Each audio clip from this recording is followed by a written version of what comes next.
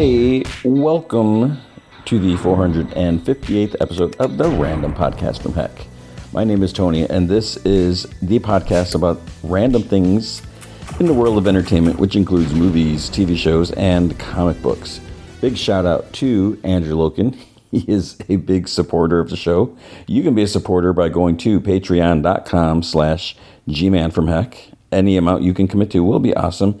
If you commit at the Rick Jones tier or higher, you get access to the secret podcast from Heck, which is an additional 30-ish minutes of podcast entertainment every single week.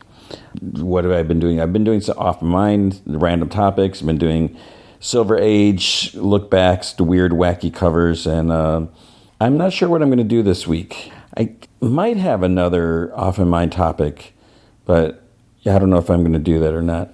We'll see. So it'll be something. For sure. If you can't commit, I'm really selling it. If you can't commit to a monthly commitment, you can also help out by going to coffee.com/gmanfromheck, and you can buy me a virtual cup of coffee or 3. That's ko-fi.com/gmanfromheck. Okay, so full disclosure, I'm recording this. This is probably like the latest I've ever recorded. I shouldn't even be recording now, but I got to record it at some point. It's been a long week.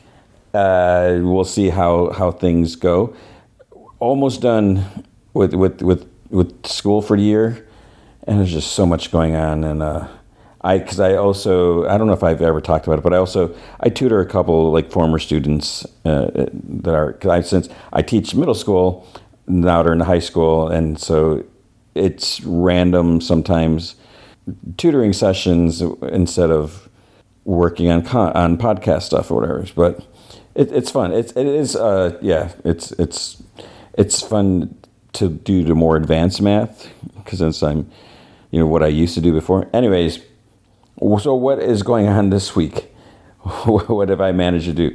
We'll see how long this episode's going to go, and I just want to say I'm probably not sitting in the best position for the microphone, so I'm hoping it's not like off balance, like left speaker, left channel, right channel.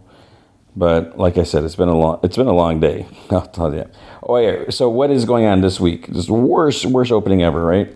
What's happening this week? We have for our movie feature is Masters of the Universe, and I gotta say, I've had like the He-Man song, even though the He-Man's, I will spoil this. The He-Man's, oh no, is it at the end? I'm probably just streaming. I don't think they did it during the credits. But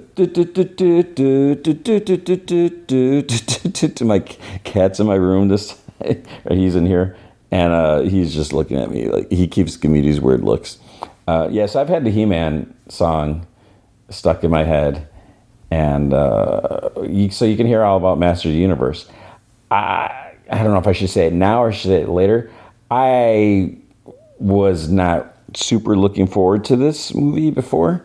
I was like, I don't know how this is going to be, but we'll talk more about that later. And then there's still, I meant to look up if there's anything coming out. There's still not a lot of really any TV shows. So to kind of balance it a little bit, I'm going to try to do, the goal is to do 2 episodes of Spider-Noir. Last week I did the first episode, and all 8 episodes have dropped, and I am not caught up. I'm going to try to do the first 2, and the reason I say try, I should be able to, as I record this, this is how bad things are. I haven't finished both episodes. So my plan is, because I want to start recording now. Because we're going into the weekend, I need to record, so I'm going to try to record as much as I can now, even though it's super late. And then I'm going to try to do some it's not really magic, but some magic editing, and hopefully it'll be seamless or whatever, and have the rest of the second episode. And that's going to be it. That's going to be what's on the show, plus comics and news. So let's talk about news. We're going to start with Netflix. I don't know the full. I don't know what's going on. I feel like I know, some stuff about like distribution, and not really. Let's be honest, I don't really know much.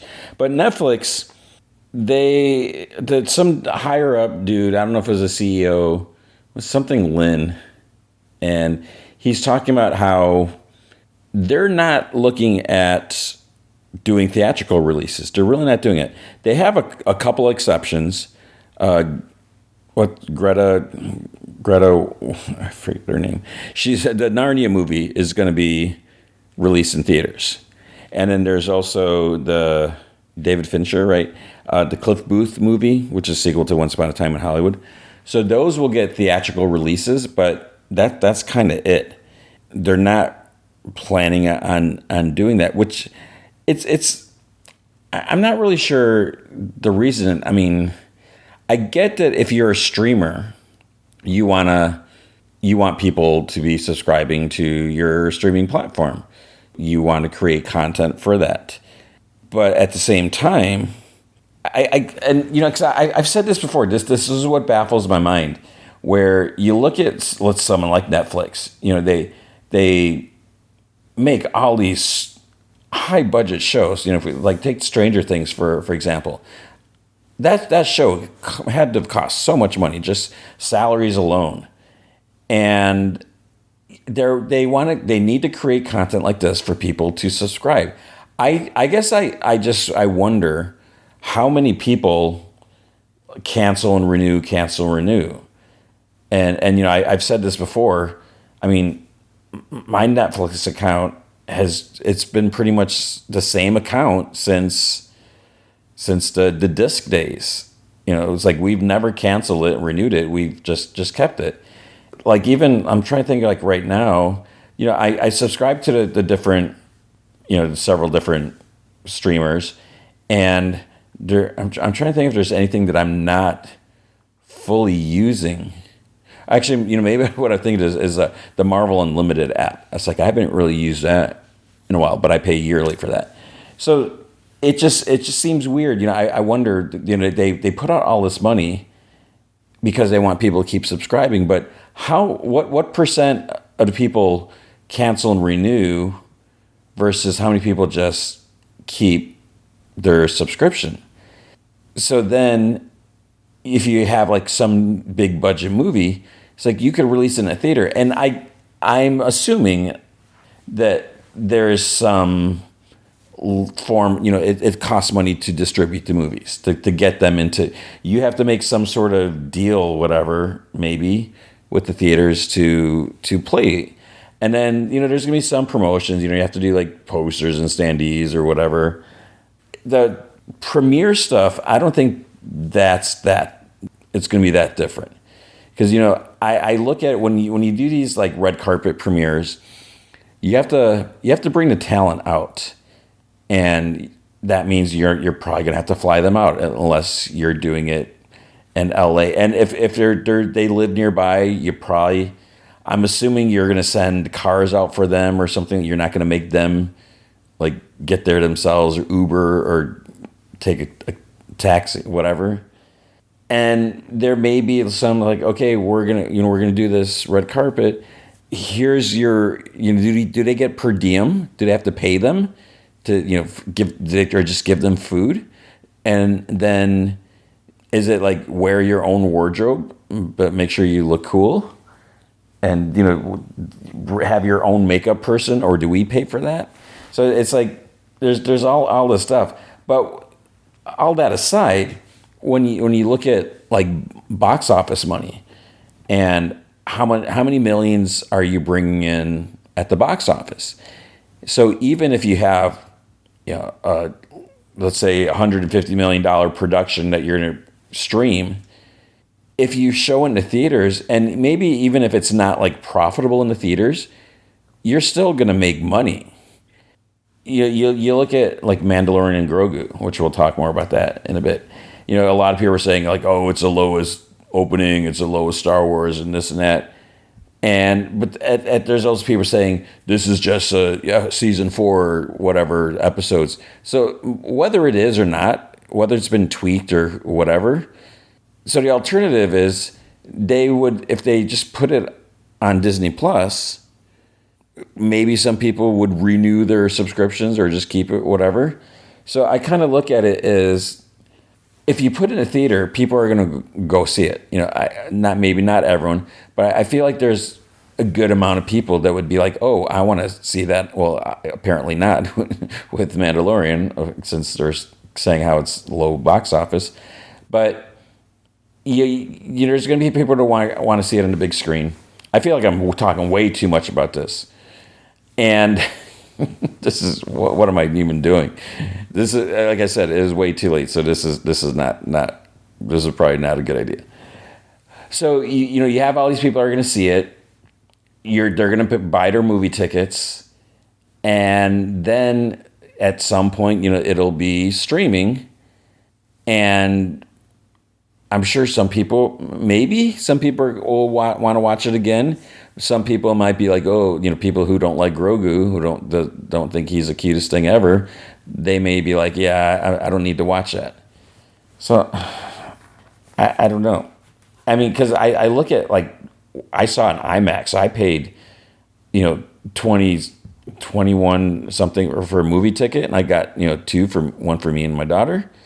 So that right there, that's almost $50 versus I don't even know what Disney costs now. So I feel like if you're gonna stream, if you're a streamer and you're making making a movie, if you can put it in a theater and then stream it, just like Netflix did with Knives Out and with Frankenstein. And even I remember, like, Frankenstein, it was still showing at my theater, like, after it started up on Netflix. So, obviously people were still going to see it. I don't know. And then you look at Amazon MGM, they put out Project Hail Mary, and I'm sure that's going to be streaming on Prime exclusively for a little while. And He-Man, or Masters of the Universe, the same thing will happen with that. So, I don't know. But what this dude at Netflix said, that he realizes there's some directors that insist on a theatrical release. And I guess they've just accepted that there's just going to be some directors that they don't work with, or they don't get to work with them because they're not going to necessarily do a theatrical release just because that's what they want. So I don't know. I mean, there's got to be other reasons to it. Is it just a cost thing, or is it just because they want to have original content? And if it's playing in a theater and then streaming 2 weeks later, it's maybe not considered new. I don't know. And maybe they just want to have those high streaming numbers, because even if you're making money at the box office, all those people are watching in a theater, and they may not watch it on Netflix day one and get those first day numbers or whatever. So there we go. That just took way too long. So Mandalorian Grogu.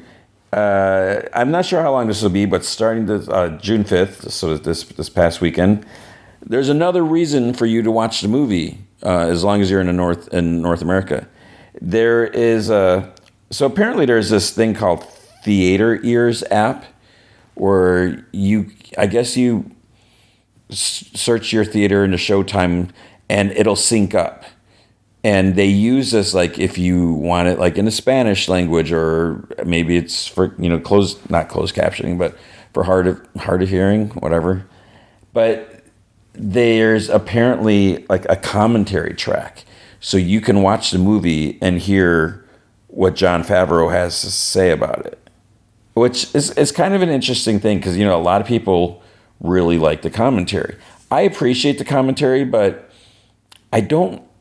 I'm always fascinated to hear what the director, actors, whoever is on there has to say about it. But when I go to watch one of my discs, it's like, well, I want to watch the movie, and with the commentary, it interrupts. So you can do that. It's interesting that, and I guess they did that with Project Hail Mary, so it's not like it's a new thing. James Gunn, apparently people, the word got out, or actually, I think there was someone kind of hinted, someone, I don't know who it was, that there may be like an F bomb in Supergirl. So it's rated PG-13. So if they're gonna use a F bomb, they're probably only gonna get one. And I guess this guy, there was like a set visit, and he was saying, "Well, we've shot several different versions. Like, so is this Kara's F bomb, or is this?" And someone asked James Gunn, probably on Threads, and he's like, "There's no F bombs in it." Which, it wouldn't be that much of a shocker, since cool Star-Lord dropped an F-bomb in Guardians of the Galaxy, but they're saying there's no F-bombs. And I think that's a good idea, because, even though it's PG-13, but there's probably going to be some people, and it's probably not going to be like what they are hoping for, if they wanted to bring like their little kid. Because, I think this could be a great opportunity for, especially little girls, not just girls, but, for them to see a movie starring, a kick-ass female character. So, and then if you have an F-bomb being thrown, even though it's just a word, but I don't know. You know what I mean? I don't feel it's necessary. Oh, I guess there's some images. I almost forgot about this show for Batman Cape Crusader. So some images were released for season 2, and it looks good. I mean, that animation style, that Batman animated, it looks so good. So I didn't even, I totally forgot. I was like, oh yeah, there's that show, and with Harley Quinn, right?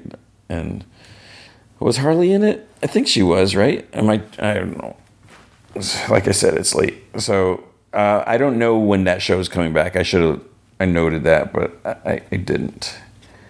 The Odyssey is going to be rated R, and some people are like, ooh, rated R, big budget, but it's like, that's not a big deal. People are going to obviously see this because it's Christopher Nolan, and because it's crazy, insane, huge cast. So there's that. I'm more curious about the popcorn bucket that they're using for the Odyssey. Instead of doing anything movie related, like a helmet or whatever, it's just like an IMAX camera. So it's kind of generic, and I guess I don't know if it's like on the Odyssey's website, where I haven't checked it out, where they show you the different formats, like what it would look like. So I should have checked it out, because I wonder if they have Screen X on there. I don't know if the Odyssey will be in Screen X, but I saw Master Universe in Screen X, and I think with some movie there's something to be said about that, even though the corner, whatever you want to call it, not the crease, but between the screen and the wall, you got this line there, and it's a little distracting, but I don't know. So last week we had Backrooms. So Kane Parson, and I just realized that Kane Parson, he I don't know where he's living now, but he's like local to like where I'm at, in this area. So that's kind of cool. But I guess someone asked him, like, is he going to do like Star Wars or Star Trek or something like that? And he's like, no, he doesn't want to do any IP work. Whatever he makes, he wants it to be original. And, I can see that. I can respect that. I think he said that there is still maybe like a couple things that were like really influential to him, like when probably like something from the early 2000s. I think he that was his wording, where, maybe he might want to like remake something, or, if he had the opportunity, but he mainly wants to do like his own, whatever original work. And I can see that because, you want to try to, you hear about this all the time. You want to do something for Star Wars. I mean, look at Solo, a Star Wars story. They changed directors, and, a lot of it was scrapped. So I think when you're doing some of this stuff, because of the stakeholders of the, whoever owns the franchise and all that, you have to make them happy. You got all the stockholders and everything. So yeah. And then as far as Backrooms 2, some people were talking about it, like they're getting a screenwriter and stuff like that. And he's like, I don't know where that came from. He's like, I guess he's like not in any hurry to do a sequel. He did say that, there are ideas and stuff like that. So I don't know how long we'll have to wait. What about a scary movie 6? Oh, I wanted to look this up. The Rotten Tomatoes score, directors gave it a 27%, audience 71%. So I saw some people saying like it wasn't really funny and it's not really edgy or anything like that. Someone did ask, how come there's no cameo for, what's her name, Melissa Barrera or whatever, the actress who was let go from Scream. I guess she had commented, oh, I like the scary movies. It's like, that'd be cool to be in there or something like that. It never happened. So Damon Wayans, like, he said he didn't know what her situation was. And he's like, oh man, it's like, if I would have known, I would have, tried to make that happen. And so here's my confession. I've never seen any of the scary movies. I enjoy a good spoof. The Naked Gun movies, not the Liam Neeson one, but the original. I thought those were funny. I guess those aren't really spoofs. What other spoof shows are there or movies? So I haven't watched it, and while I can appreciate satire and all that, it just feels kind of cheap. I guess I think for Scary Movie they did some like reshoots so they could do some like Michael Jackson scene because of the movie. And going back to the Melissa Barrera, they're like, well, maybe for like Scary Movie 7, we can get her in there, and we already have ideas. We got like Obsession and Backrooms, and it's like, yeah, 2 movies are like super hot right now, so you're gonna spoof them just to give yourself content. It seems weird because yes, you can do satire, but it's like you're not creating an original idea. And, maybe you're going to, you have to figure out some way to make it all work, make it all, whatever. If you're taking different thing, just the blend it. I'm losing words right now. So, I don't know. It just feels cheap and easy. It's like, oh, what's popular? Let's use that, because then people will. It's almost not quite like the nostalgia factor, but I don't know. It feels cheap to me. And apparently, Scary Movie is not doing so well, or I don't know what the box office is, and I don't feel like looking that up. But the Rotten Tomatoes score is at 27% from critics. I think, did I already say this? I think I did. 71% from the audience. So that's kind of crazy. Jared Leto. So Jared Leto in Masters Universe. I found it kind of interesting that he didn't do any of the promotional stuff. When they did the premiere, and it's like, I don't even know if he was there, or maybe was there something where he just like kind of like quick appearance. I don't even think he did that. And some people were like, maybe that. So it's like there's either two reasons he wasn't promoting the movie. Either one, he wasn't happy with it, and he's like, yeah, no thanks, I'm not going to do it. You can't make me. Which I feel like you can be held accountable. And then the other thing is like maybe they're like, yeah, do you mind not promoting it? Because if you look at Jared Leto's Joker, Suicide Squad didn't do so well. A lot of people didn't like it. And then if you look at Morbius, people didn't like it. If you look at Tron Ares, people didn't like that. And I don't think you can put all the blame on him, but something happened. Now the other thing is apparently he was pulling his shenanigans on set.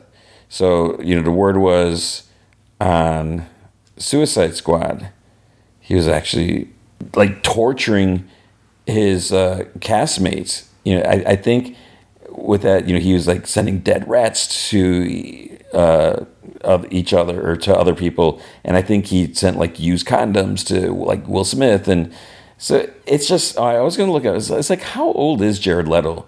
Because this kind of seems like just super juvenile behavior. It just doesn't seem appropriate. So what he was doing with Masters Universe, apparently he was just doing a bunch of stuff like scaring his castmates, whatever. And the director Travis Knight, he said that, oh, that's just part of the character. And he's saying how sometimes he would make him laugh, or sometimes he'd freak him out and everything. It's just, I don't know. I would be like calling my agents like, hey, I'm getting terrorized on set. It's not what I signed up for. So yeah, I don't know. Oh, another thing he was doing is like, I guess when they're filming, he was wearing a prosthetic muscle suit or whatever, but they didn't do anything to his face because it's going to be CG. So what he apparently did is put blood on his face because he feared, he wanted his character should be scary and intimidating, but since there's nothing on his face, he wanted to have something there. Should we talk about Toy Story 5? So there's what most people are talking about, I think now, is there's a Taylor Swift song in the movie. And I'm going to be honest, I think I've made it clear before. I was a big Taylor Swift fan. I've kind of had a little overload, and I happen to see a lot of like hate towards Taylor Swift, and I that just seems weird because on Reddit, because the way the algorithm works, if you read like stuff from whatever one of the subreddits, they'll keep like suggesting it to you, like, hey, you might want to follow or join the subreddit or whatever. So there's different like layers or different types of Taylor Swift subreddits, and one of them there's like a neutral one, but that can go either way. But there's one it's basically like a hate subreddit, and I just don't understand that how these people, they're just having all these like just negative posts and thoughts and whatever ideas, and it's just you're spending so much energy focusing on something that you're just not happy with. I don't understand that. So apparently the story is she saw like an unfinished version of a movie like back in February. So she watched it. Oh, because she's been a lifelong Toy Story fan since she was 5 years old. She's a Toy Story kid, and it's like, has she ever mentioned Toy Story? And you don't necessarily have to.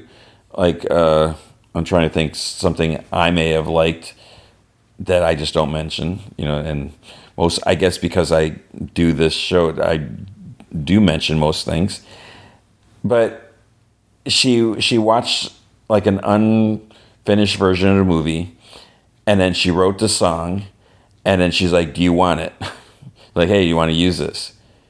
And so what they did apparently is they like made like a decoy version of the movie. So I guess maybe with, I don't know if they just cut out scenes or no, they probably couldn't have done that, but they probably just had different music.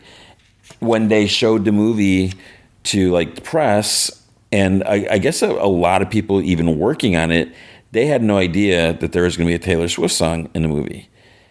I don't know. It seems weird to put all this emphasis or whatever. I don't know. So, like I said, I still haven't listened to it. I just, I don't know. And I've seen like on Instagram, whatever, even like Entertainment Tonight, Weekly Entertainment Tonight, where, there's like clips of, I don't know if it's a video or whatever, where it's Taylor Swift as a little munchkin wearing like a cowgirl outfit, and it happens to be red. And it's like, come on, that's just coincidental. And going back to the hate threads, a lot of people are like, oh, she's doing this just because she wants to get an Oscar, try to win an Oscar for original song in a motion picture or whatever. And part of me now is like, maybe they're onto something, maybe they're right, but I don't know. So I'll listen to it at some point, but I feel like seeing all this negative stuff, and I don't know if maybe there's some truth to it, like all these shenanigans that she's possibly pulling to try to get a number one single, and so I don't know. We'll see. And then the question is like, hopefully I'll be able to watch that movie because I'm gonna be like out of town that week. And then the last bit of news is comic book news. There's a new Avengers lineup, and I haven't read all this stuff, but I guess it's in the main continuity. But because there's this like Avengers Armageddon or whatever, and so Chip Zdarsky is going to be writing it, which he's kind of become like Mr. Marvel now. He's like kind of doing everything, and then Marco Cicchetto is going to be doing the art, which is going to be cool. But apparently something is happening, and Avengers, or these heroes, find themselves like in this like desolate alternate Marvel universe or something like that. But you see on the cover, we got Captain Marvel, we got Daredevil, Luke Cage, Wolverine, and Spider-Man. And this is apparently just, Avengers #1. So it's an interesting lineup. And I guess if they're in this alternate world, okay, maybe they're the only ones survived. But I look at this, when I see Luke Cage there, I'm like, where's Jessica Jones? I was like, is she forced to stay home to watch the kids? But then, maybe something had happened to her. And I don't, did I say that? Here's the part where I'm forgetting what I'm saying. Because, with Carol Danvers, correct me if I'm wrong, but like Carol and Jessica were kind of like besties in the original Alias series.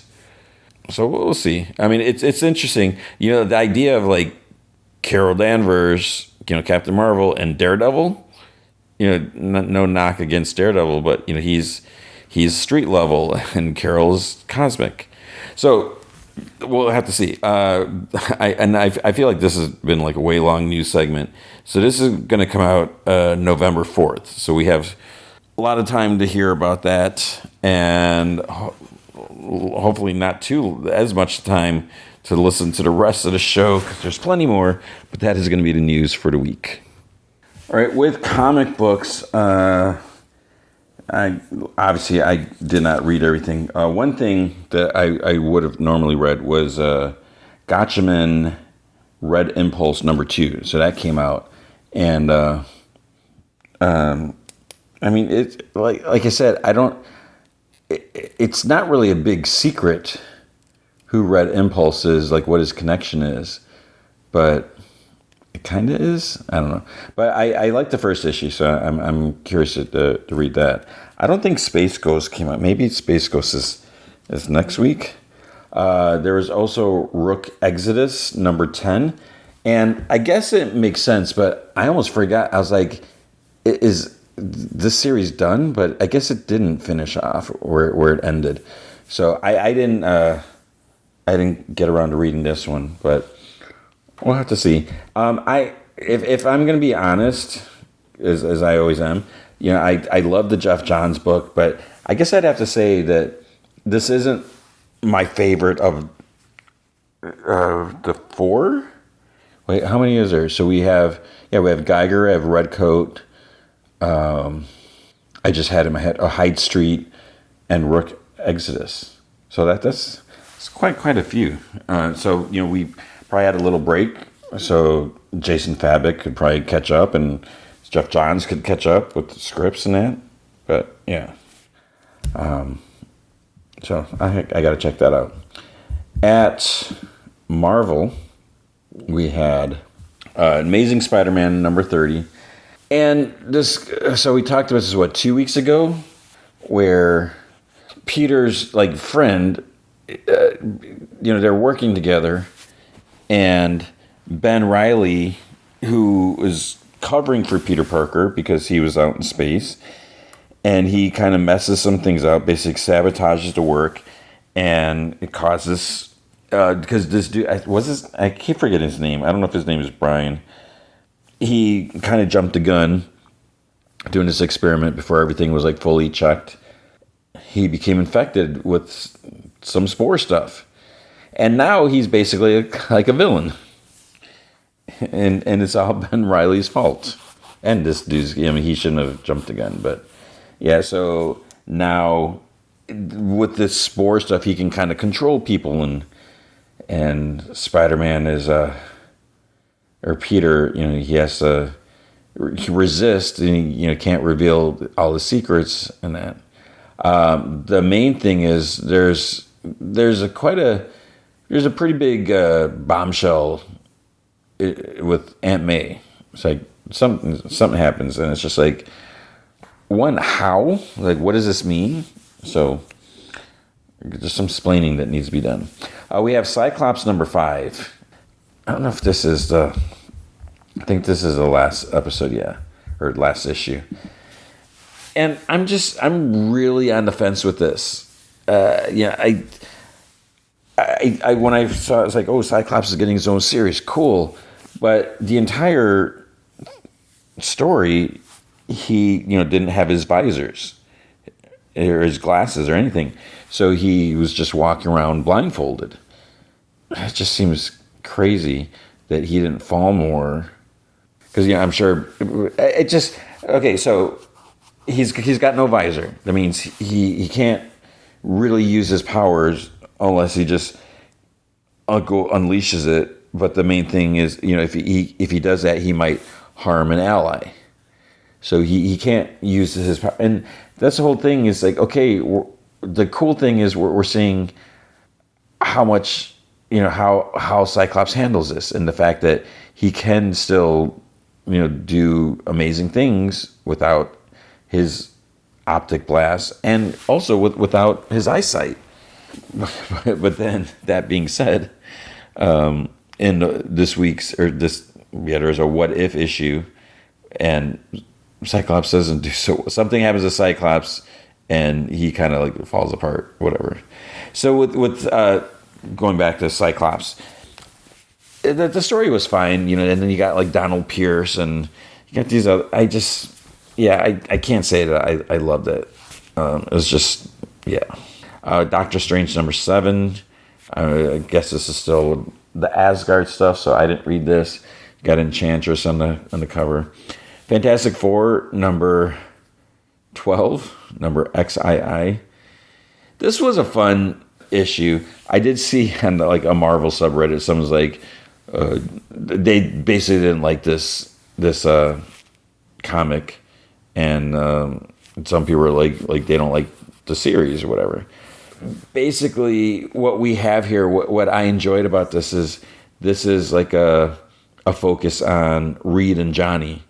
For reasons, they get separated from the others, and the only thing for them. There's okay. I'll say this. There's like an alien invasion, and it's the aliens that they've defeated before, but now they're like back in time.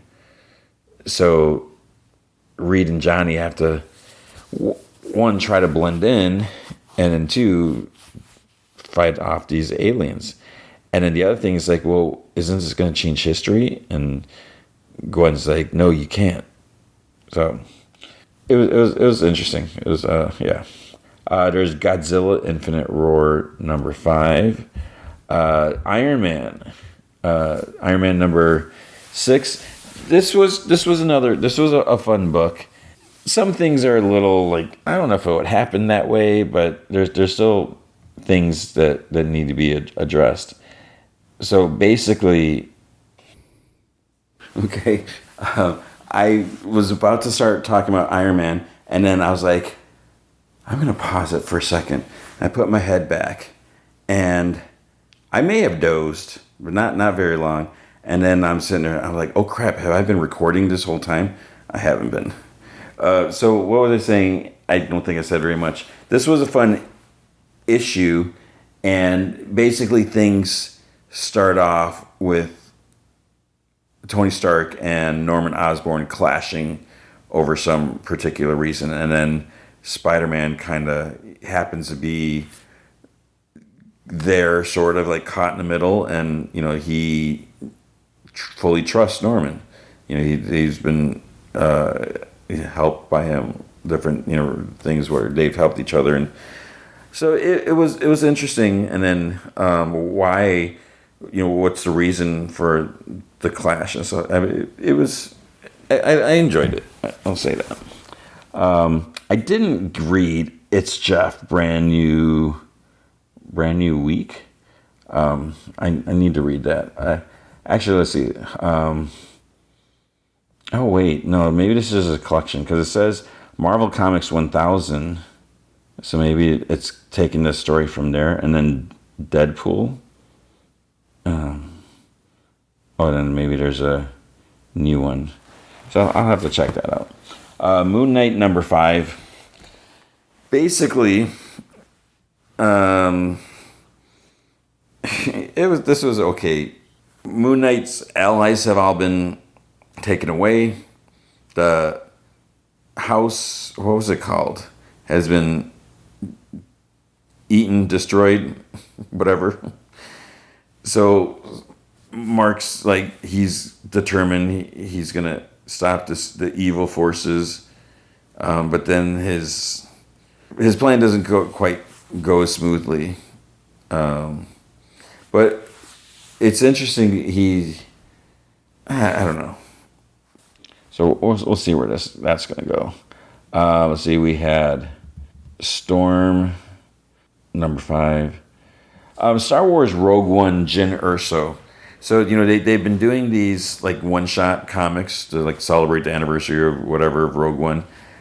I'm curious to see what's in this comic. I didn't get around to reading it, but I'm kind of looking at it because I think in the beginning it shows her as a kid on the planet when her parents are killed, or when her dad's taken away and her mom is killed. But I'm like, we kind of already know her story. So unless, I mean, obviously it has to take place between when she was a kid to when we see her in Rogue One. But what I just don't want, don't give me just an adaptation of the movie. Then there's the Uncanny X-Men number 29. So this is Who's Been Sleeping in My Bed Part 4. I haven't been crazy about this story arc. And I just kind of skimming these issues.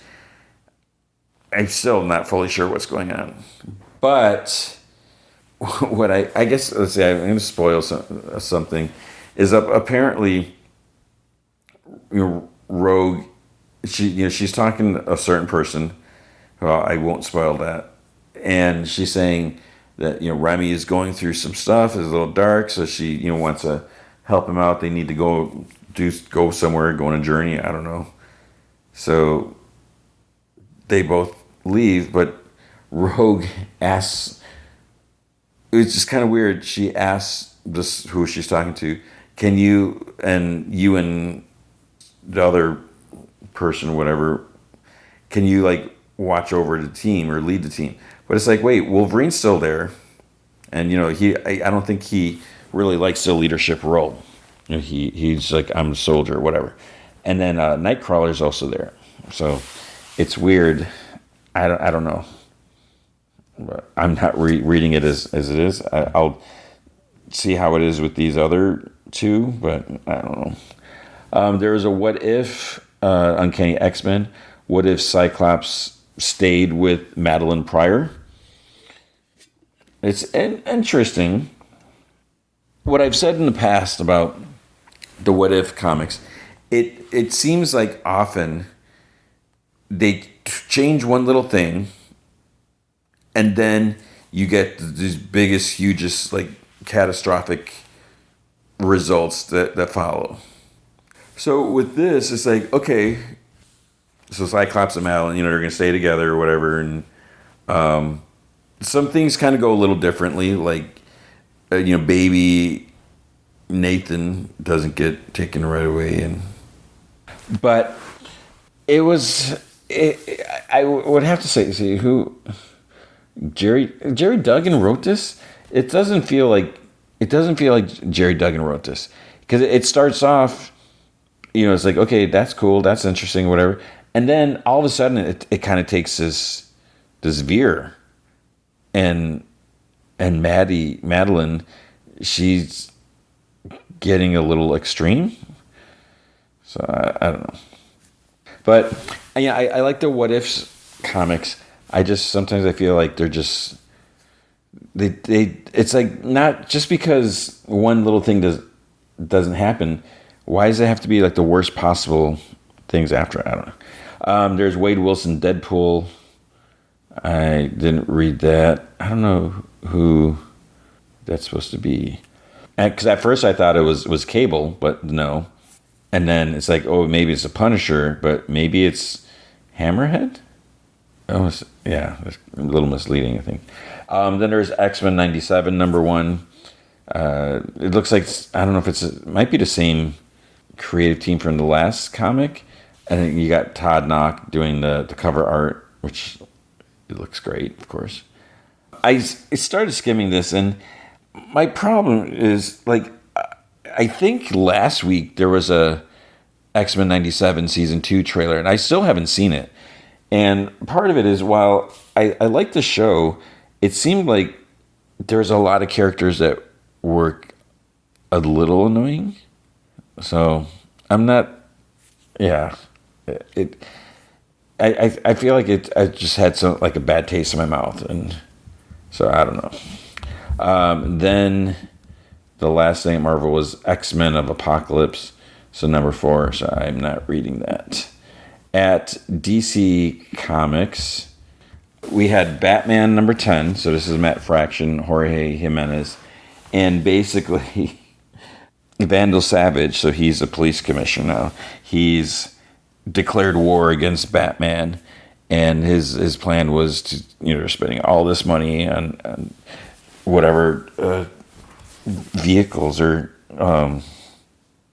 whatever, and Vandal Savage is spending all this money. He wants to capture Batman and his allies and everything like that. So they're trying to raid all his weapons caches and whatever mini headquarters, but it's weird. I'm trying to remember, like, what's the sell? Because people of Gotham, they have to know, like, why would he decide to do this? And he's basically Savage, Vandal Savage. He's like on the news talking about all this stuff. It's like, we're gonna bring in Batman, we're gonna arrest him, and everything like that. But I feel like a lot of people would get turned off. So Batman, he's like. And this goes along with the plan where Barbara Gordon would get arrested, and Vandal Savage, and I don't know if he's like, yeah, we rated 20 bat bunkers, and then next interviews we rated 24 last night. We rated and it seems like it keeps increasing. We also had I think that's all I read. There is a Absolute Green Lantern. I think it's number 16, and I saw an article posted online where whoever wrote it said that we're finally getting answers, that it's kind of taken a while, and I did kind of skim through it super quickly to see what the heck is going on in this, and I don't know how I feel about that. So I have no idea what's happening here. JSA number 20. At some point I got to start reading this again. We had Batgirl number 20. The Dead Man number 1 by W. Maxwell Prince and Martin Morazzo. I think I saw someone say that Dead Man becomes like a therapist for the dead. There's Adventures of Superman. What's this? Book of L. There's Poison Ivy number 45. Sonic the Hedgehog. Supergirl Survive, and Harley and Ivy. So that's all the comics that came out. I guess I only read Batman from DC. So let me know if I'm missing out on something. But that is going to be comics for the week. Okay, take 2. Now it's time for Spider-Noir. And what I mean by take 2 is I decided to call it last night. I was like, so I'm behind schedule. I was like falling asleep. I hope what I recorded right, and I hope I didn't do any weird talking gibberish, because I feel like I've done that before, but I've caught it. Or I know I've mentioned this, and I usually will edit it, where I'll start talking and then I trail off and just say like some random stuff, and I'm like, wait, that doesn't make any sense. Hopefully it all made sense. We're maybe halfway through the show. I don't even know. So Spider-Noir, I actually, since I didn't finish the second episode and I talked about doing my magic editing, this is the magic editing because I finished the second episode, or actually the third episode. So the second one I'm going to talk about. I'm going to talk about episodes 2 and 3, and I will say, holy crap, man, the way episode 3 ends, this is what I'm talking about. It ends with a pretty big cliffhanger, and now for me, I have to wait until, I don't know when it'll probably be like a day or two until I can start the next episode. And this is what I love. This is how I feel television should be. And I know I've said this so many times, and I hope it's not annoying or anything like that, but I truly think that there's something that viewing enjoyment is just better if you spread it out. And I know people like the binge, which is why Amazon decided to drop all these at once. And maybe some people do that. You can just go through it. But I just honestly feel, not just for the sake of recording it on podcasts, but I just honestly feel there's something to just watch it, consume the episode, and then just sit there and think about it. Let it stew, because like the way this episode ends, and we can talk more about it when I get there. But it's just like, if you see that, and now it's just like, holy crap, what does this mean? You're just sitting there left wondering. But then if you just wait like 5 seconds, and it's like, oh, so it's nothing. And it'll probably be nothing, maybe. Actually, I don't know. All right, let's get started. So episode 2, season 1, episode 2, Tread Lightly. And I'm enjoying this. I think with the first episode was good, but we didn't really have any of the spider. And so it's like, okay, that's fine. And so I'm enjoying this, that we're actually getting a little more. So it makes it more interesting, I guess. All right, so it starts out, we find out Flint is Kat's bodyguard, and she says that he protects her and is loyal. It's hard to find these days. Ben asks if he has family and friends, and she says she doesn't know anything about his personal life. She just knows his address. And Janet asks if they're going to talk about the fact that he turned into some kind of sand monster and can't Kat gives Ben like a sudden look, and he's like, "What I know, she knows." Kat says that it started 6 months ago, slow at first, but it's been getting worse. And Ben's like, "And he never remembers when it happens?" And she's like, "Oh, he always remembers, unless he gets clubbed in the head with the iron girder." Then Janet's like, "That's it? He turns to sand? That it was just sand, right?" And Ben puts his hand up, and she's like, "Just seems like kind of like a big deal." And Ben's like, "So, do you have any clues as to what's causing this to happen? You haven't given us much to go on." And she's like, "Isn't that what money's for? You're an investigator. Investigate." And Ben smiles. He's like, an artist doesn't just paint with air. He needs a canvas, brushes, paint." Kat's like, "Do you think I'm withholding from you, Mr. Riley?" "What if I said I did?" "I'd ask why you thought that." "I'd say a lifetime of experience." "With clients?" "With women." "As fun as this little game is, I'm afraid I have other business to attend to. Get to painting, Mr. Riley." And she leaves. And Ben's like, "What do you think?" And Janet's like, "I think you need a cold shower. I think I might need one. But you're right. She's hiding something." "I'm going to check out Flint's apartment." And he asks Janet to go down to the Bureau of Records. And she says it's been a while since he's had her on a real case, but it ain't been that long. At the Hillhurst Hotel, there's a big fancy like breakfast cart. Bellhop waiter's hands are kind of shaking as he delivers coffee to Silvermane. He tells them his boys are going to meet a new supplier in the docks tomorrow, new Canadian.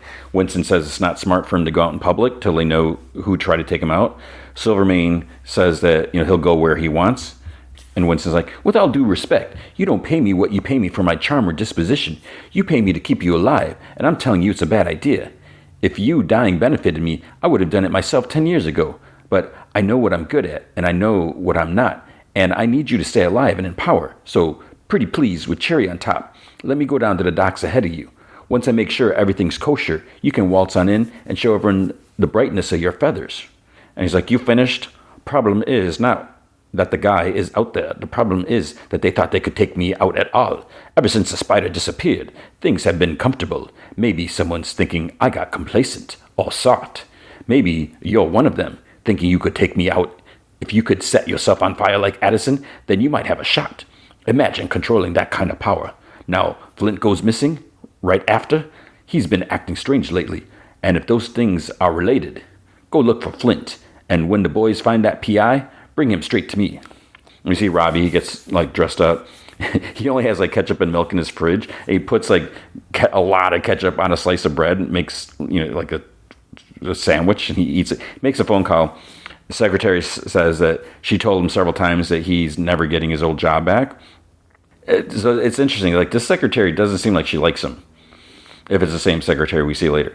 So he talks about his article in the Gazette, and she said there's no point. And he's like, Mr. Walters, that he just needs to sit with him, that's all. So she says she's going to have to hang up. And he loudly says that he's onto something truly sensational. It's the biggest story in a year. There hasn't been anything this big since the spider. And he says he promises it'll be worth his while. So there's a pause, and she says that she'll see what she can do. So Ben knocks on Flint's door, says he's got a delivery. No answer. So he picks the lock, starts looking through drawers, flips through some postcards in a box, something like that. Finds a photo of like a bunch of soldiers. On the back, it says it's from someplace in France. Then there's the muffled pulsing, his spider sense. He touches the back of his head. He also sees Flint in the picture, and then Addison. So his thoughts are interrupted because there's knocking on the door. It's Winston looking for Flint. Winston says that Silvermane wants to talk to him. The lock kind of rattles. Ben does know where he goes in a closet, and it's just like one of those like kind of accordion closets, whatever you call them, like where Laurie went at the end of Halloween. So he goes in a closet. Winston enters with this other guy. Winston tells him to check the bedroom. Then we see Ben left his hat on a desk, and there's like some water from the rain on it. So he cracks the closet open and whips his hat, and Winston, like, he kind of sends something, whatever. He looks at the empty spot on the desk and he sees water there, and he like kind of touches the water. So obviously it's got to be fresh, because it couldn't be there that long. He looks at the closet doors, like right across from it. He tries opening the accordion door, but it won't budge because Ben put like webbing on the inside. So then the two, they decide to leave.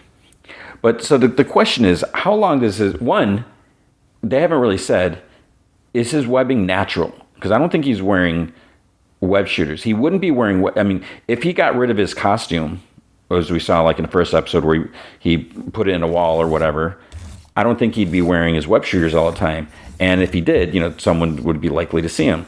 So I'm assuming the webbing's natural. And the other question I have is, how long does his webbing last? In the comics, it's, regular Spider-Man, his webbing lasts about an hour. So I don't know. So Janet enters the police station. She has like a bag or something. She goes up to the desk officer and he knows her. Says it's been a while. Thought that she might have wised up and quit the biz. And she's like, no, she's dumb as ever.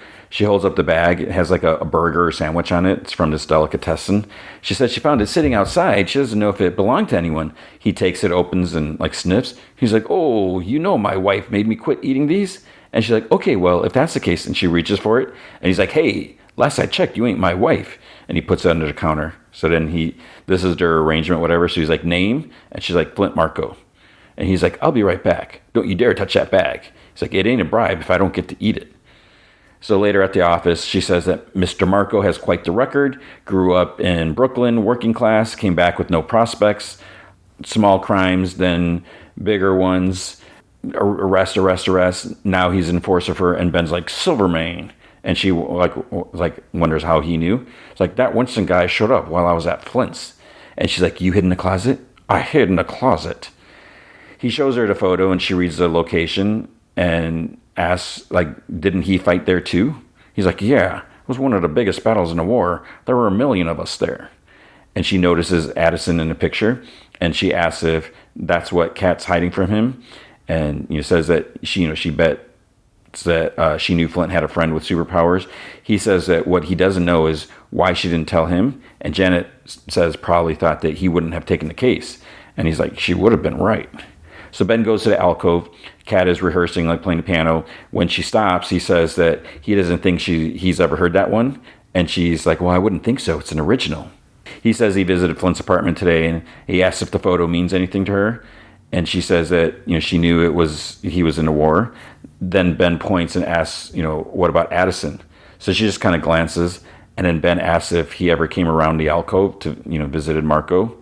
She nonchalantly says that she can't say that she's ever seen him. Ben says that his name's Addison. He's the guy that burned down Silvermane's mansion, and he's dead now. So is the PI that shot him. And she's like, well, what can I say? The world's a dangerous place. And she plays some sinister music. Ben says that, she's pretty cool under pressure. She says she wasn't aware that she was under any. And Ben asks, why didn't she tell him that Flint worked for Silvermane? And Kat asks, if he would have taken the case if she had. And he says he doesn't like surprises. And she says that she'll remember that when his birthday rolls around. So they both smile. She says the deed's under her name, but it's no secret Silvermane owns the place. And Flint's a good way to protect her, his investment. And he's like, and you. She says that this club lives and dies on people walking through that door. They want what she gives them. And she's like, are you trying to get me, Mr. Riley? He's like, get you. And she's like, understand me? She's like, seems you've got my number. She's like, I've learned a lot of them over the years. One for every Tom, Dick, and Harry. And she's like, you're interesting. He's like, oh yeah, how's that? She's like, well, the other night when we met, you called yourself a coward, but I think you're braver than you let on. And he laughs. He's like, oh, you're good, in an obvious sort of way. And she's like, I'm as subtle as the situation requires. You see, I have business with Silvermane, and I have business with you, Mr. Riley. One has nothing to do with the other. Now, have I said enough for you to keep the money you came here to return, or have I misjudged you? So he says no, that he'll keep working a case, not because he's brave, and she asks why. He's like, a singer's got to know all the numbers. Maybe a detective has just got to know all the answers. So he steps outside, lights a cigarette. Someone's watching him from atop the building across the street. Then we see it's Flint. And he keeps looking. So it's like, what, maybe he's not too happy Ben's there? And he stares. Kat must have gone up to her room, upstairs. He's watching her through the window. Ben returns to his office, the muffled pulsing, warbling as soon as he enters, so spider sense. Then his eyes go wide. He ducks. Someone takes a swing at his head and misses. He goes in further into the office. There's another dude in there. Ben crosses his arms and he's about to web them, but he doesn't. He's and they stare at him. He's like, it's Tai Chi. Yeah, that's right. And he moves his hands up and down. It's good. It's good for breathing and relaxation. I recommend it. One of them is like, we don't have the slightest clue what you're talking about. The other one's like, we don't care either. So they start moving towards Ben. He picks up something like metal. It was a toaster. He like throws it at the first guy's face. And so the first guy must have been Perry. Hits him in the face, and he's like, oh, he's like, a toaster? He's like, really? And Ben's like, gosh, I shouldn't have thrown it so hard. So then Perry like backhands Ben. He goes down, picks him up. Pudge punches him in the gut, and then Perry like punches him in the gut. Pudge hits him in the face, and they say that they want to take Ben for a ride. So Ben's in the back seat with Pudge. He's like, mind telling me why I'm here? So Perry says Silvermane wants to see him, and he's like, I figured that. I'm asking why. And he's like, we're not really the why guys. And they're like, maybe you wouldn't be here if you didn't try ripping the boss off. And Ben's like, Donegal, I didn't have anything to do with his little scheme. I actually tried to talk him out of it. And Perry's like I said, the boss just wants to talk. He's like, and I've got no idea who hired Addison to burn down your boss's house. And Pudge is like, you don't know nothing, huh? And Ben's like, double negative, but we'll set that aside for now. My point is, I'm not much of a detective. Perry's like, yeah, then you got nothing to worry about. And Ben's like, just like Donegal, right? So Pudge chortles like, yeah, just like Donegal. And Ben's like, by the way, I'm sorry about the nose. And he was looking at Pudge. And Pudge is like, me, that was him. But then Ben punches Pudge in the nose, opens the door, he rolls out. There's like, they're on a bridge. Perry yells at Pudge to get out. There's another car coming. It honks at Ben. The two dudes get out. Where'd he go? They check the side, and they look over. They don't see anything. The boss ain't gonna like this. They go back to the car. So Ben is actually under the bridge. And it's kind of weird the way they did this. He's clinging with one hand, and it looks kind of awkward because anytime you see Spider-Man under a bridge, he's all crouched, hands and feet or whatever are on the bridge. But here, Ben is just one hand above his head, on the bridge, and he's just hanging straight down, but whatever.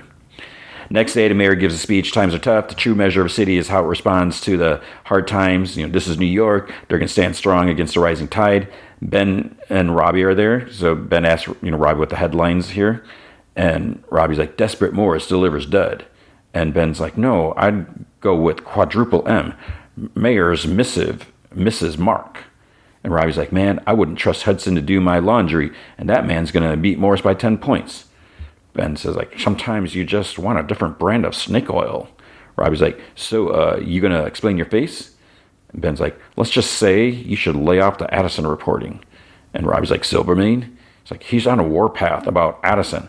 Wants to know who's coming after him. So tread lightly. And he's like, I'm not the guy with the face that looks like a hamburger. And Ben's like, I've tangled these guys before. And Robbie's like, as the man with the mask and goggles? New York's beloved hero of the hour, not as Ben Reilly. Then as mayor, the mayor grabs like an end prohibition sign from someone standing in the crowd. He says that he's making a declaration right now. He's like, that's right. If I'm reelected, you can say goodbye to prohibition. Robbie says the man knows his audience. Then to Ben, he's like, look, all I'm saying is you're in it with Silvermane now. If the choice is to suit up or die, it might be time to tango again. Maybe you'd even be doing the city a favor in the process. And he's like, come on, Robbie, enough of that. Robbie says that after this, he's working on the Addison story. If you don't publish, you don't eat. Then we see Silvermane sitting with Winston, says that he's been thinking about the Canadians. Winston asks if he's going to let him handle it. Silvermane says no, he'll do it. The plan stands, but go ahead and scout it out. Then Kat enters the room. She was in a fitting room, and Silvermane says that he thinks the dress is stylish. Asks Winston what he thinks, and he shrugs. He says, he's not one for fashion. The whole thing seems a bit tired. Silvermane asks Winston if he has a gripe with her. He's like, no, I just think there's better things to spend time on than dressing up dolls. So Winston doesn't seem to like Kat very much. Silvermane chuckles and says, well, there's fashion and there's taste. Box it up. He's like, you like it too, right? And Kat's like, honestly, I think he's like, yeah, it's perfect. So Silvermane and Winston leave, and Kat has no say in the matter. Robbie walks through some alleys, tells his lady he's looking for the Addisons, so she points.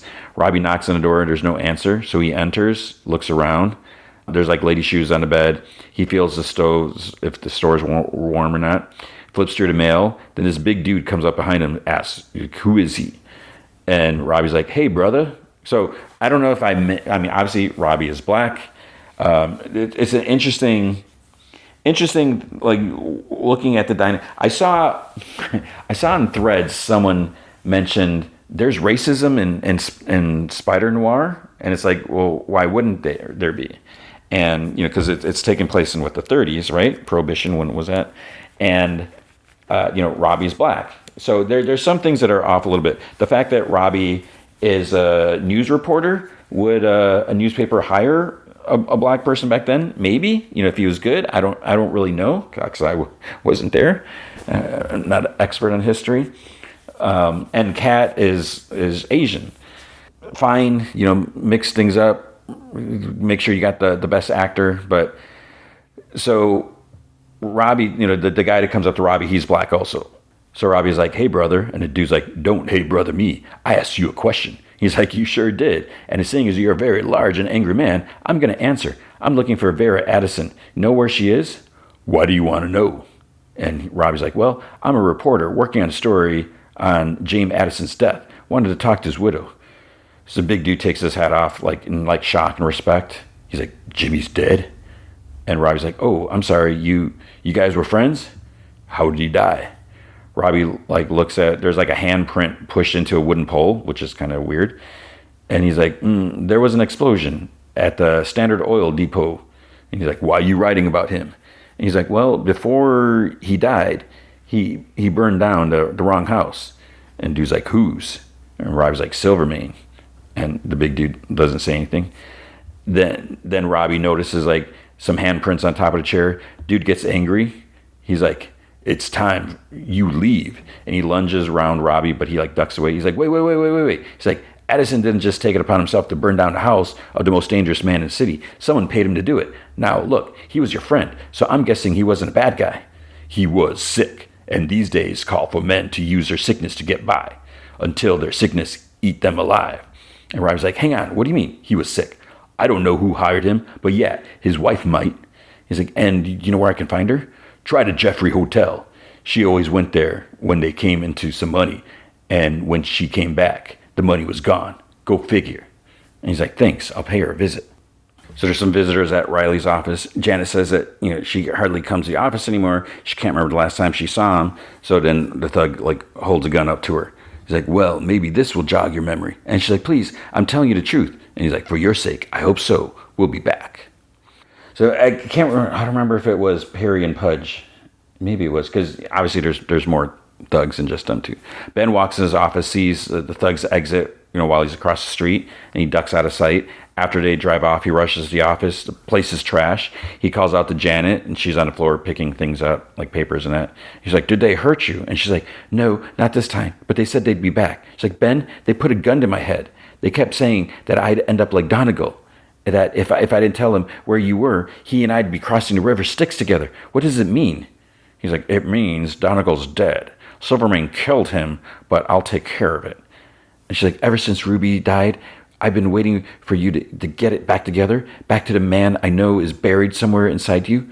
5 years, and this is how it ends. She's like, Janet, go home. Get some rest. You'll feel better, and I'll call you when it's safe. She's like, yeah, I'm going to go home, but I'm not coming back. I care about you, Ben, so deeply, but not enough to die for you. She's like, Janet.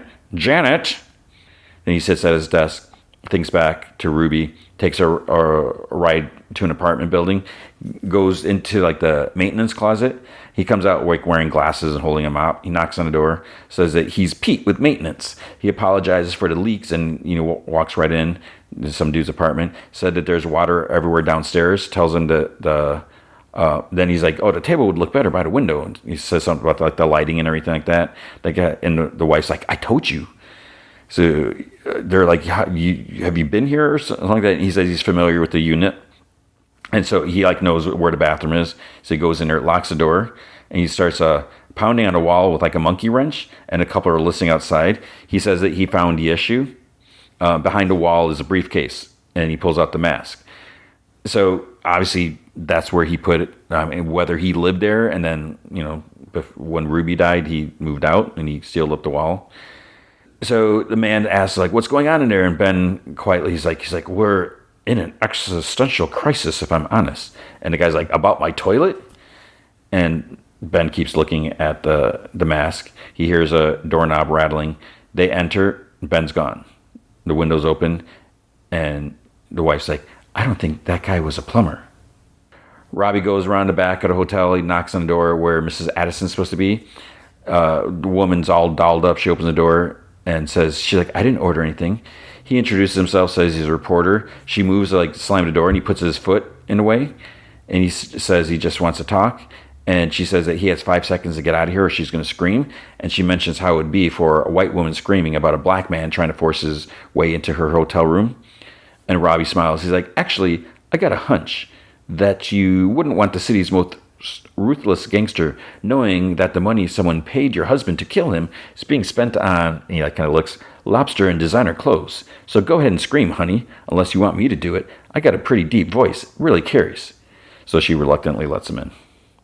We see Ben. He's sitting like on a train, subway. Back in the hotel room, Robbie's like, that's it? And she's like, what? He's like, no tears? I just told you your husband died. And she's like, people grieve in different ways. He's like, you already knew. And she says, James was a lot of things, but not the type to cut and run. When he didn't come home that night, I figured he was never coming home. And Robbie's like, when did he start setting fires? And she's like, 6 months ago, suddenly discovered he had an innate talent for it. So Robbie's like, who hired him for the Silvermane job? And she's like, just because I didn't scream doesn't mean I'm an open book. As far as I'm concerned, James dug his own grave, and now he's lying in it. So Addison's neighbor goes to like an old theater, the big dude. He says that the place feels haunted, and Flint's inside. He says that's because it is. So the dude tells him, speaking of ghosts, Jimmy Addison's dead. And Flint's like, what? When? And the dude's like, a couple days ago, some reporter came around and asked about him.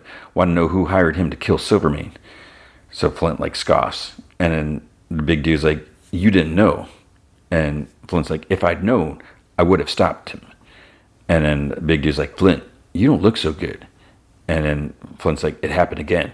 I changed completely this time. Never changed back. Not all the way. And the big dude's like, it's like the doc said, our clocks are ticking faster and faster now. Flint says, everything that we went through, we deserve better, you and I. And then the big dude's got a name, but I don't want to reveal yet. The big dude's, okay, it's Lonnie. His name's Lonnie. You know who that is, right? So, well, whatever. And he's like, let's get out of here. You can crash my place. Better for us to stick together right now. At the docks, Winston's checking all the crates. Other guy asks if he's checking them because they're Canadians. So I don't know what the big thing is, animosity towards Canadians. Winston says no. Boss doesn't trust anyone, himself included. That's why he still runs a town.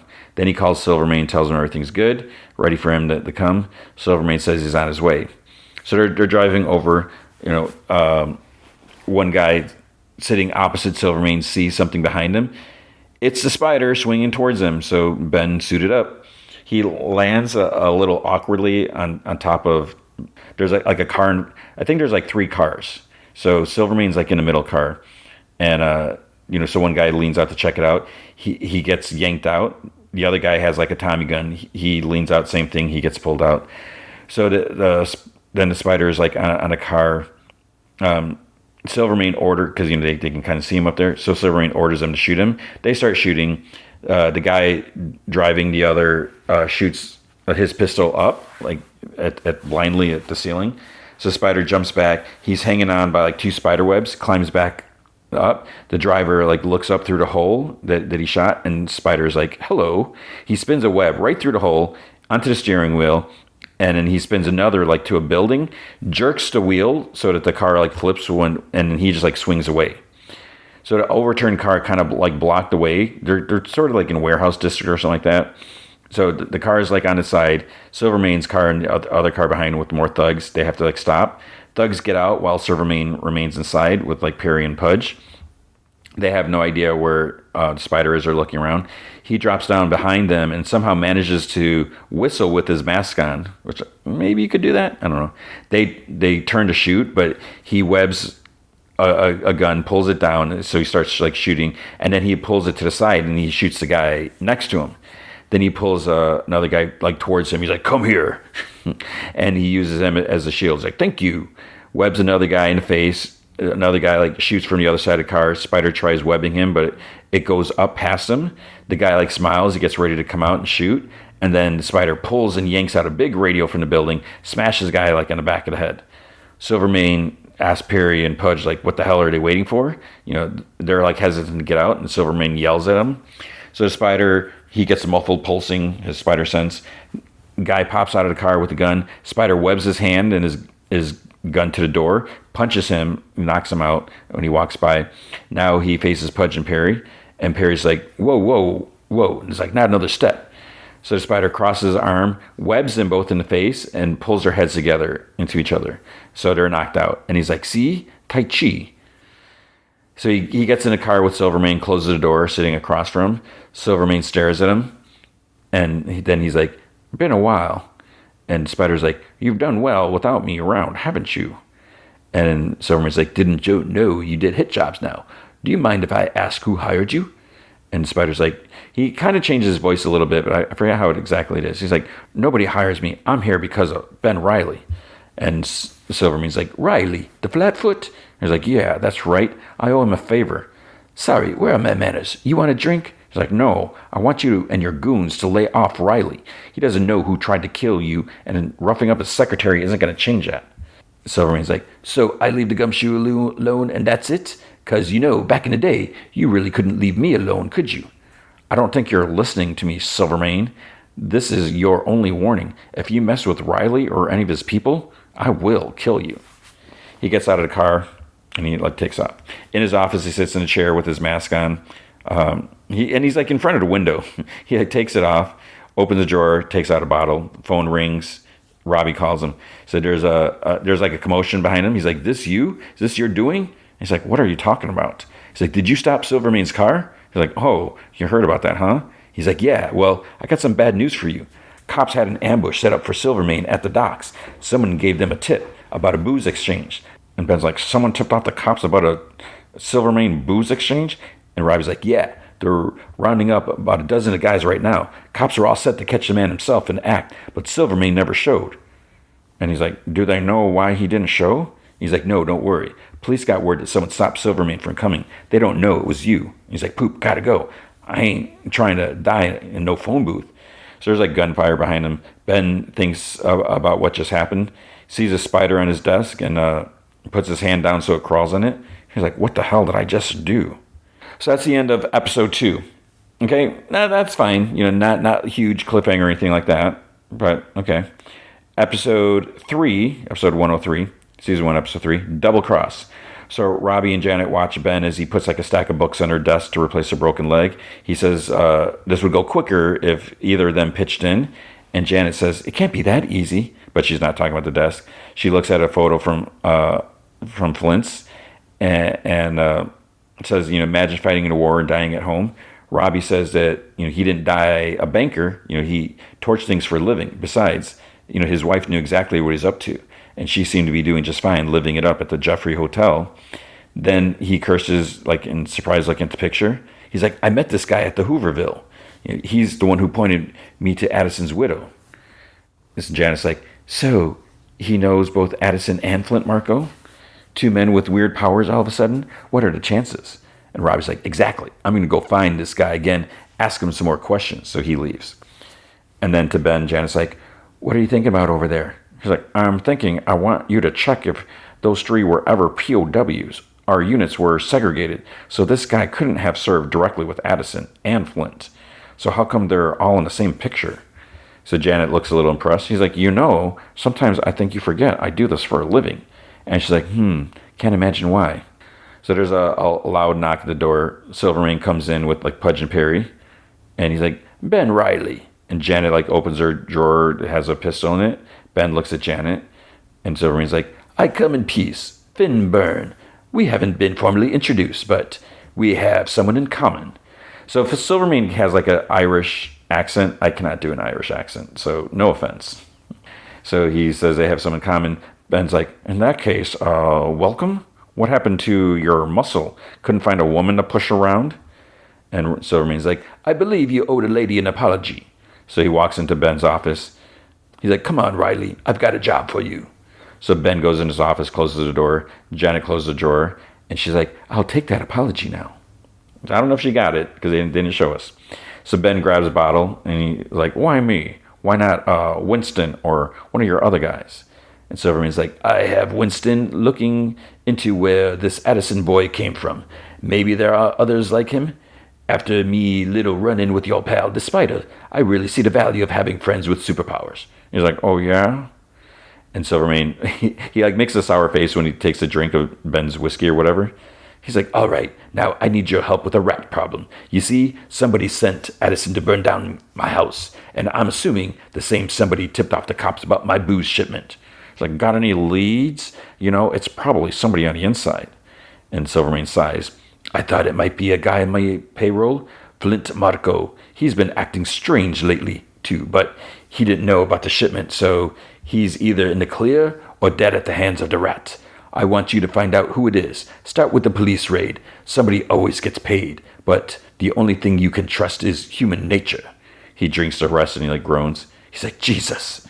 And he's like, remember, people lie, Riley. Only money tells the truth.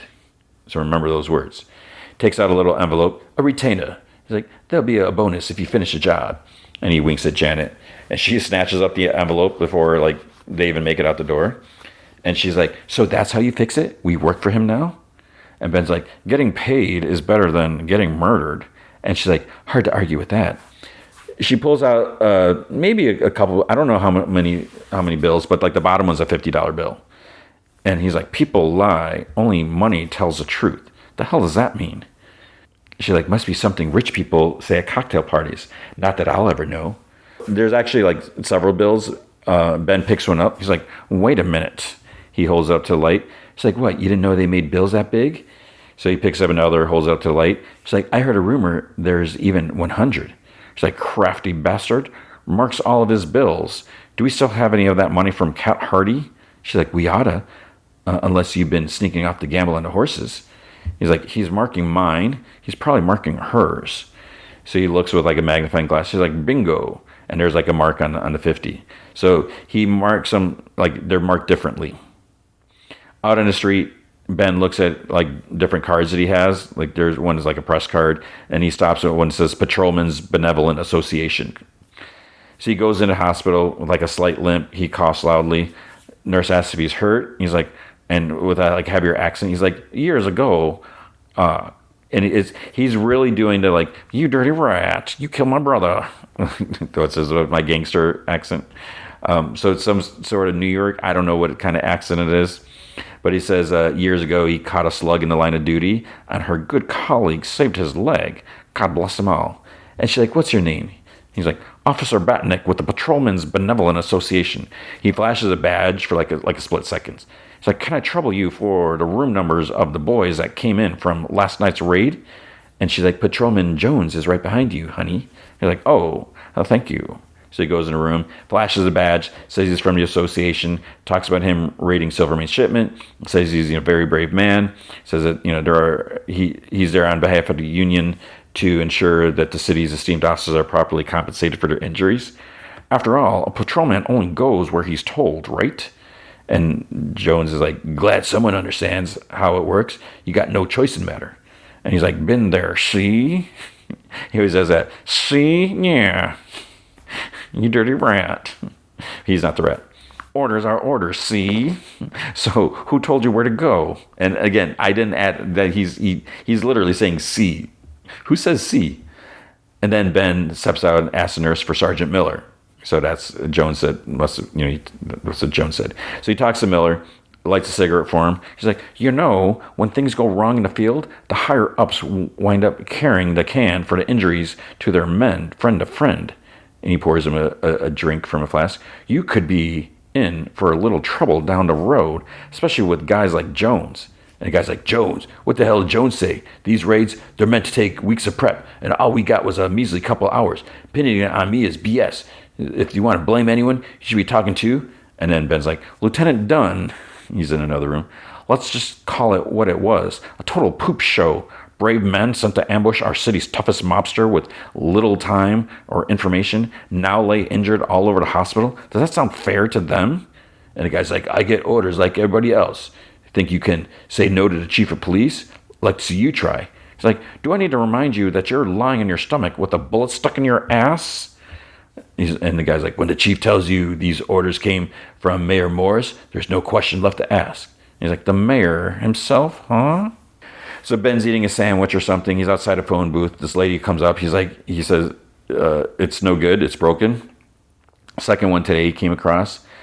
So she starts going on about all the problems of her day, this and that, whatever. Then the phone rings, and Ben spins around, picks it up. He's like, hello, okay? And he gets an address. Then he's like, thanks, Janet. Takes another big bite, pauses a chew, swallow it down, and he's like, I lied. And he walks away. So this is one of the things I like about the Spider-Noir, whatever you want to say, is that it's different. And so I can accept them calling him Ben Reilly instead of Peter Parker, because he's not Peter Parker. I mean, he is a little different, aside from the fact that he's a detective and all that. But just like he's lying. He does stuff that's not necessarily unethical. But even with when the gangsters are shooting at him, he pulls one and cause him to shoot the other guy. And, it's like, oh, well, collateral damage. He's okay with it. He didn't necessarily shoot him. But in the comics, Spider-Noir uses guns. We hear he carries guns, but he's not necessarily using them. Robbie goes looking for the guy he talked to before. Then the police arrive. And they're like, on the authority of Mayor Morris, this illegal camp's to be cleared. So Robbie pulls out a mini camera, starts snapping pictures. He gets lots of shots, people getting slammed against the ground and the wall, or kicked, or hit with their big batons. Women are screaming. Everything is just like chaos. And the big guy comes out, and turns out, so this is where you find out his name is Lonnie. So Lonnie Lincoln, Tombstone, right? It's got to be him. He tries telling them to let the woman be, because they pull a woman out of one of the shacks. And then the police try hitting him with the baton, snaps against his arm. And then his arm starts to harden up. And Robbie, he gets a picture. And Lonnie's face and his arms starts getting, it's almost kind of rigid. This other officer comes at him. He puts his hands out, shoves him back. He barely, minimal effort. The guy goes flying.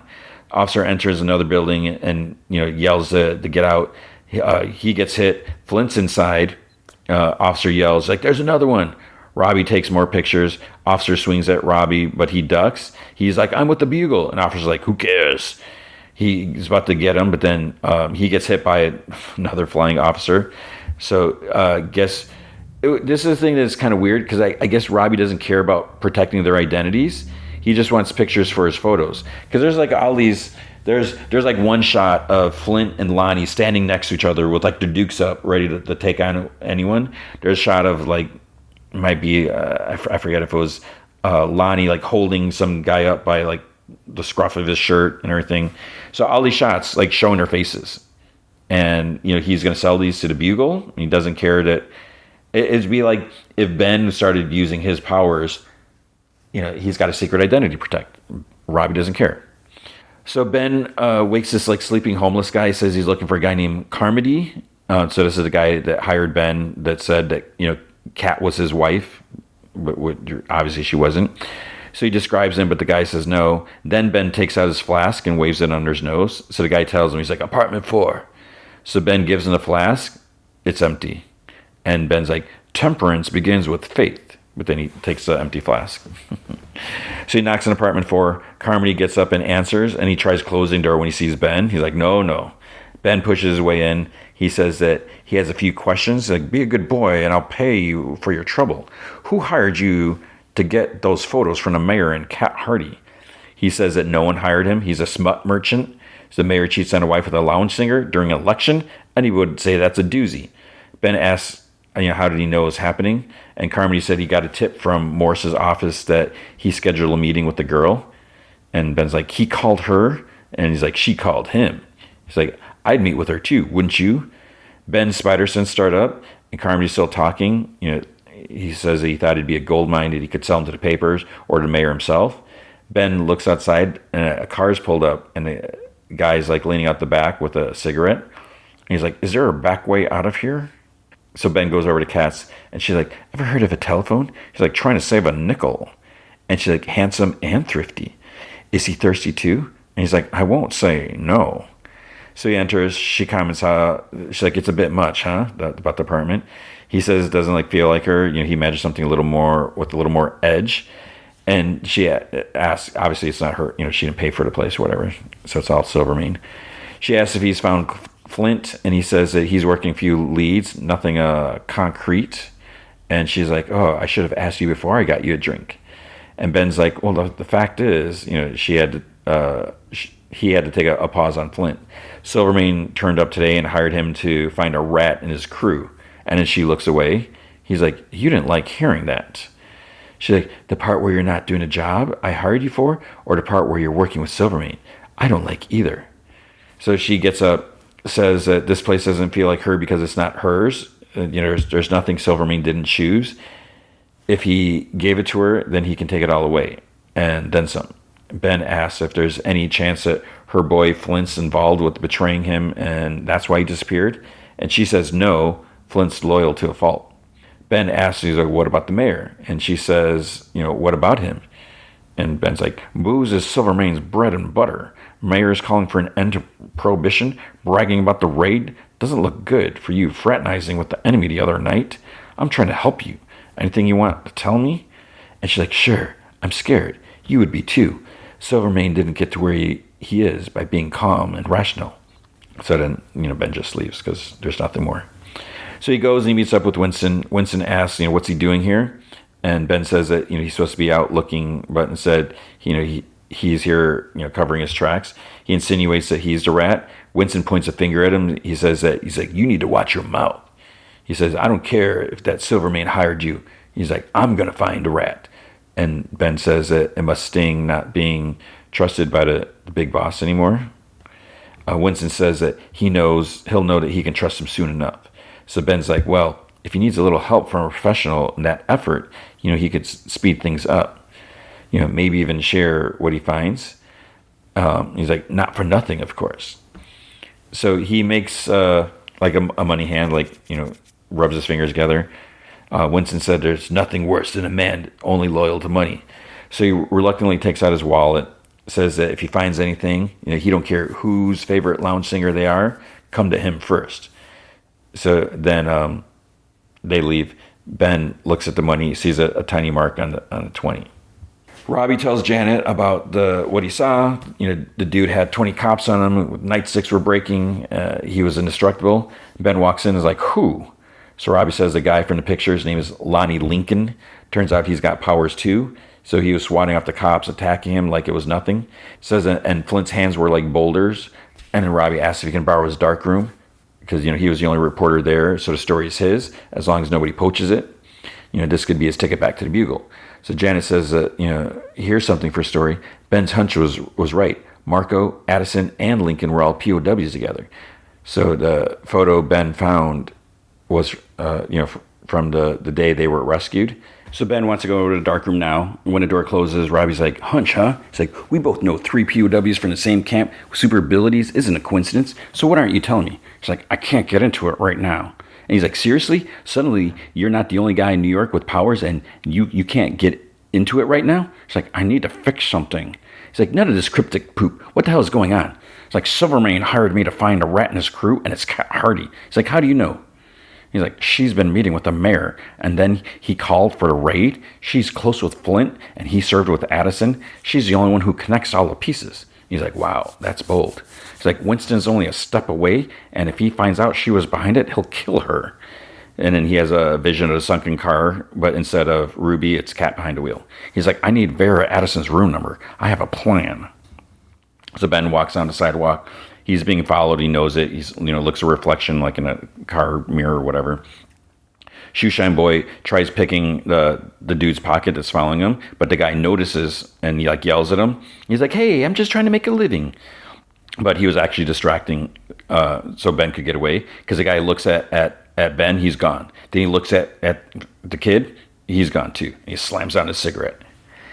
Inside her room, Ben eats from her like her room service cart. She walks in from like the other room and just like looks at him. He's like, I'd say don't be alarmed, Vera, but you don't appear to be.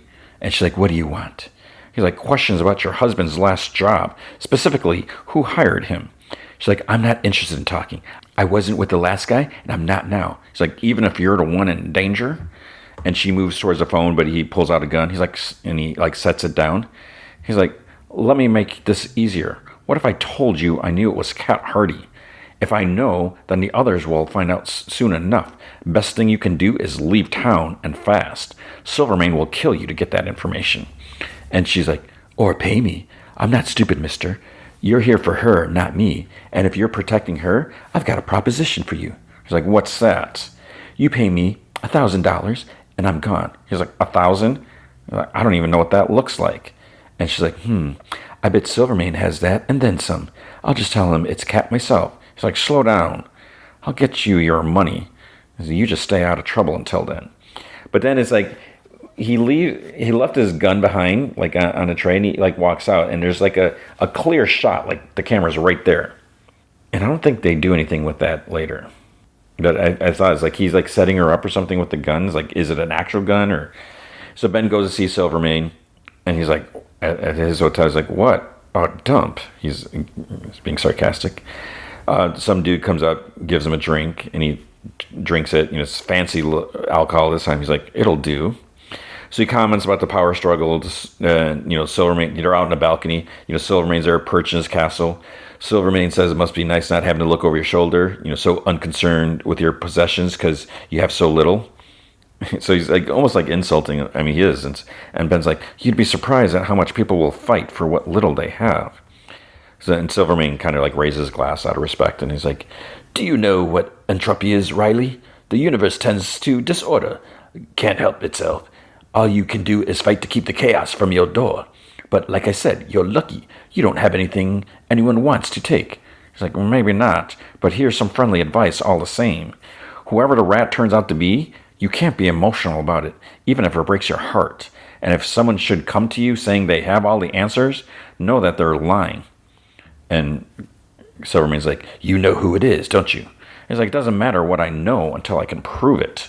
He's like, well, you better. The quicker you prove it, the quicker they die.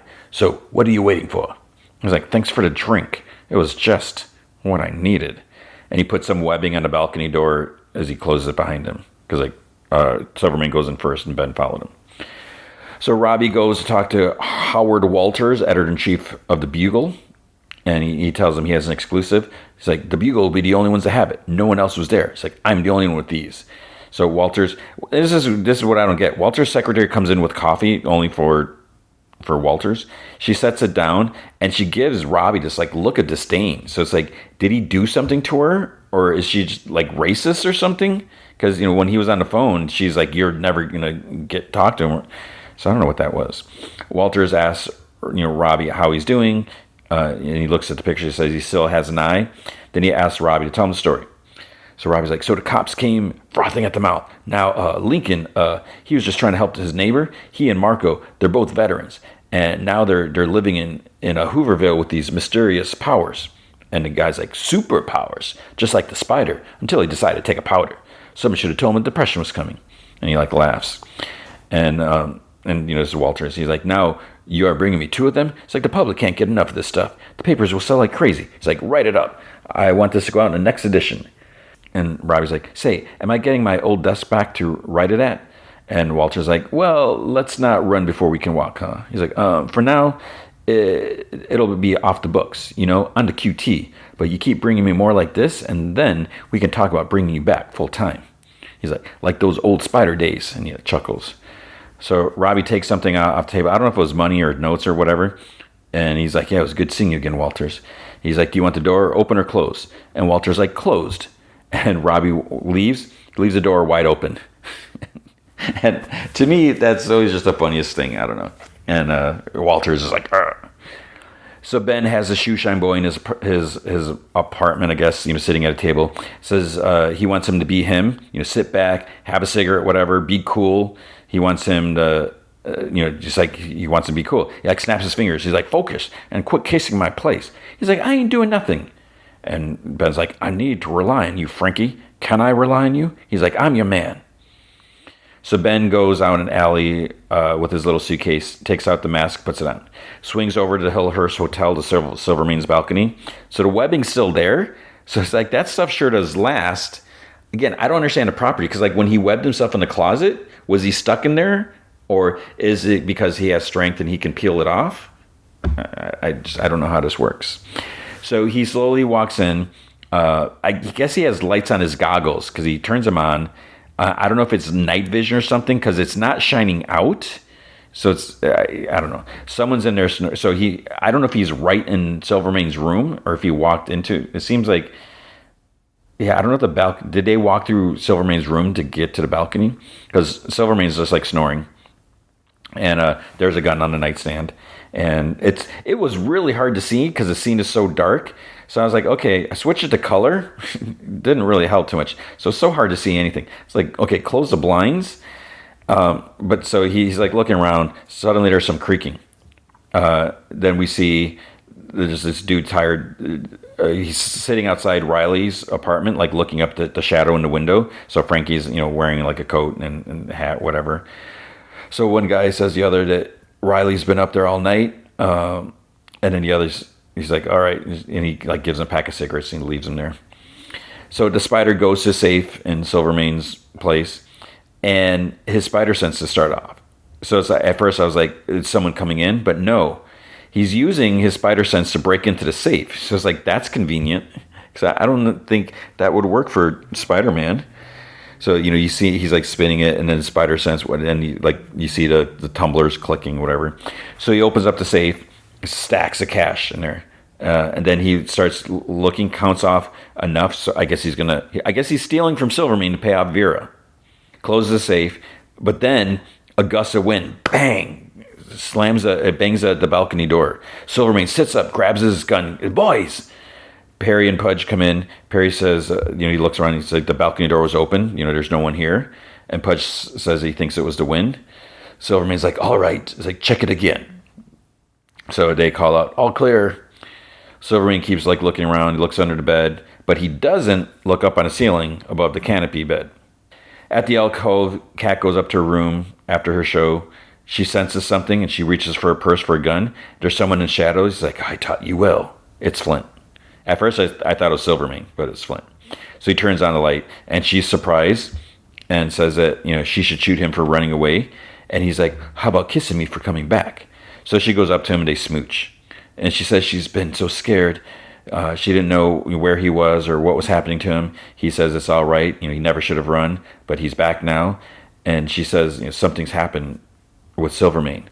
And Flint says that he'll talk to him, whatever it is, it can be fixed. And she's like, no. She's like, I don't want to fix it. She's like, I don't care about Silvermane. I don't care about what he wants.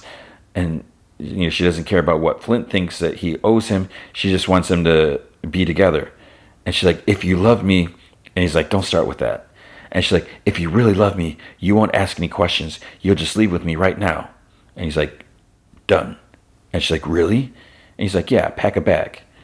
So they smooch some more. Then he starts getting sandy, like starts losing like his cohesion, whatever.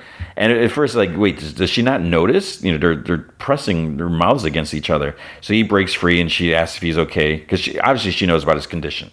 Because like when Ben and him first fought, she's like leave him alone, whatever. So he's kind of bent over, and she's asked what's the matter. Why did he turn away from her? And he says that it's nothing. He like staggers away, and he like punches like a hole in the wall. And she's like, no. She's like, stop. And he keeps like punching. He's like, I can't. He's like, there's no turning it off. It's like, there's no fixing him. And she says that there has to be a way, they'll find a way. And he says it's a fantasy. He's kidding himself that he could have, this life, have her. And he rushes off while she's like left in tears. And so this was a surprise because, it always seemed like they're setting it up for Ben and Kat to hook up. But nope. I guess Kat and Flint were a couple, because it just seemed like he was just her loyal bodyguard, but, maybe like brother and sister, apparently not. So the guy outside, Riley's apartment reads the paper, the headlines, monster attacks, cops. There's the big picture of Flint and Lincoln, standing there. So clear shot of their faces. The other guy asks about Riley, and the first one says that he didn't leave all night. Inside the apartment, Ben's watching from the window. Frankie's trying to get to the window see, but Ben's kind of like shoves him back. He says he needs him at the alcove today. He wants him to keep an eye on Cat Hardy for him, and he gives him a $100 bill. He's like, if Miss Hardy goes anywhere, he wants to know about it. And I think Frankie's like, you're making an honest man of me or something like that. And he's like, you got it, boss. And he salutes him. In the office, Robbie slaps down the paper on Janet's desk. And he's like, that's not what I wrote. So she reads, a routine sweep of a city Hooverville revealed 2 violent monsters looking to harm all they came across. He's like, I never called them monsters. And she's like, only with the help of our heroic police force did the residents escape with their lives. He's like, see that? That is not what happened. He took my name and he put on a bunch of lies. And she's like, the pictures are great. And he's like, what? And she's like, smiles, trying to make it better. Ben counts out like $100 bills, $1,000. So he's with Vera. When she grabs for the money, and he's like, a deal's a deal. You know what to do. So he exits, and 2 thugs are watching from the car. So, and they have a view. They can see Vera. So I don't know if they saw him up there, but you can see her like she's packing. Ben calls Kat and says that he needs to see her, and she asks why, and he says he'll explain it when he gets there, so stay put. But she already has a couple pack bags on the floor. Ben exits the phone booth, and there's 2 thugs standing there. There's a big, it's not Pudge and Perry, but a big guy says, someone wants to talk to you. And Ben's like, I'm busy. He's like, they can wait. And then the dude stops him again, puts his hand on his chest. He's like, unhand my shoulder or lose your nose. And the guy's like, it's the mayor. So in the mayor's office, the mayor's like, I want a line to the Spider. And Ben's like, the guy from 5 years ago? I thought he was dead. And the mayor's like, I happen to know he's alive and well. And Ben's like, well then, you know more than I do. And the guy's like, look, don't play dumb with me, pal. Back in the day, you were always at the right place to snap a picture of the Spider. Whatever your deal is with him, that's your business. You just tell your buddy that I need to talk to him. Crime is out of control. People are scared, and the city needs order. And Ben's like, that's why you're picking a fight with Silvermane? Didn't he bankroll your first campaign? The mayor's like, Silvermane is a ruthless criminal who has squeezed the city long enough. Just get me in touch with the Spider. Make yourself a new friend. And so Ben gets up. He's like, I can't wait. And as he's walking out, Mayor's like, I believe in you, Ben Riley. And he's like, oh my gosh, thank you so much. Sarcasm. Outside the alcove, when Ben gets there, Frankie's like, where the hell have you been? She's like, she took a cab to Penn Station 10 minutes ago. So there's a cab right there. A lady just got in. So he opens the door, and she kind of like screams. He's like, he tells her to shush. She's like, either get out or you're coming with me. So she gets out. And then he's like, Penn Station on the double. So Kat's standing nervously, like waiting. Ben finds her and asks her why she's here. And she's like, you're not really a good detective, are you? And he says that, she doesn't strike him as the kind of woman who runs. And she says that, maybe she lost her last reason to stick around. He's like, what do you say we cut the fancy talk? You found Addison through Flint and paid him to bomb Silvermane's mansion. You tipped off Morris about the booze shipment. You're Silvermane's rat. The only thing I don't know is why. And she's like, you boys are all the same. You come up with your own little stories, and you make everyone else fit them. Silvermane treats me like a damn doll. Flint thinks I'm afraid of him and thinks I'm a killer. I am done with people telling me who I am and what I get to do. You ask me why I'm leaving? But then Winston calls out, hey, Riley, there you are. And look, a bonus. I guess I am the luckiest guy in New York. And he sighs, I should have known you were in it together. Now the boss can take care of both of you. So the thugs take him away. In the car they're driving, it's like dark now. Winston tells Riley he's like, got to give him credit. He came close. He's like, too bad he couldn't get the Addison widow out of town. He's like, I only had to slap her around a little bit to get the truth. And Ben's like, what a guy. So they arrive to get taken out of the cars. They're like out in the woods, and Silvermane's there. There's like a big hole dug. Winston tells Silvermane that he caught both of them trying to skip town, and it looks like Riley was in on it. And then Ben's like, the guy with all the answers. So Vera is brought up too. Winston's like, you didn't think you'd be seeing her again, did you? It's like, this is Addison's widow. And she's also the only person who knows who hired her dearly deceased husband. She didn't want to talk, but, and he grabs her by the jaw. She came around, right? And he's like, hurry up, unless you want to join your husband. And Kat's like, and Ben's like, he cuts her off. She's like, quiet. And he looks at Silvermane. Let's hear what the widow has to say. And she's like, he told me it was Cat Hardy, that she paid him $1,000 to burn down your mansion. And Winston's like, what'd I tell you, huh? You can dress up a stray dog however you like. It'll still bite you. And Silvermane's like, so you've said. And then Cat Collins like, it's not true. It's not me. And Winston chuckles. He's like, lying to the end, huh? He's like, I always knew it was a matter of time with you. Ben's like, it's a good story. I'll give you that. You got proof? He's like, yeah, show them. So Vera pulls out some money from her purse. And Winston's like, she couldn't quite manage to blow it all. Too bad, huh? So Silvermane like takes the money, looks at it he puts his glasses on, and Winston laughs. And Silvermane gives a stifled laugh. He's like, to Winston, he's like, where does your money come from, Winston? And he's like, from you. He's like, that's right, from me. And did you know that I mark all my bills? A different spot for every schmuck on my payroll. Guess where I mark yours? So he holds up the money, and Winston's like, what? He's like, that's not possible. Then he looks at Ben. So there's a flashback to when Winston paid Ben to give him information. So that's when Ben realized, what his marking was. And Winston looks at Ben. He's like, you SOB. He's like, you set me up. And to Silvermane, Ben's like, only money tells the truth, because that's what he kept saying. So Silvermane nods in agreement. Then Vera changes her tune. It was him. He threatened to kill me if I said otherwise. And Winston's like, you lying witch. I'll rip your GD. And then, poof, Silvermane shoots him in the gut. There's gas, probably Vera and Cat. Winston falls into the grave. And then Silvermane, he's like, you good with a shovel, Riley? And he's like, why? He's like, we'll be needing another grave. Close up of the gun. Poof, end of the episode.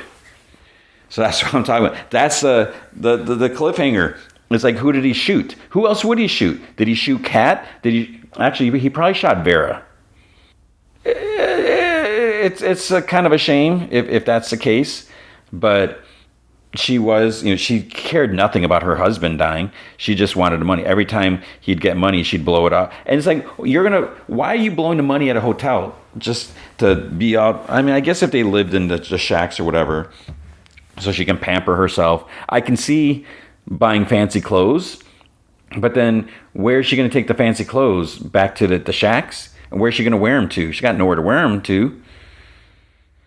So she was, she didn't care about her husband. I'm assuming that's who it is. It just came to me. So I see that's the thing. This is what I like about it. Where when it happened, I'm like, holy crap! I was like, they can't shoot. He's not going to shoot Riley, because obviously he was going to ask him to dig a grave. It's like, he probably won't shoot Cat, but you never know. Maybe they are going to shoot Cat. So I'm assuming it's Vera. But if you're watching all the episodes, if you're binging it all, you probably already knew, and it was like, yeah, whatever. Yeah, whatever. All right, so that's 2 episodes. That's been a long talk.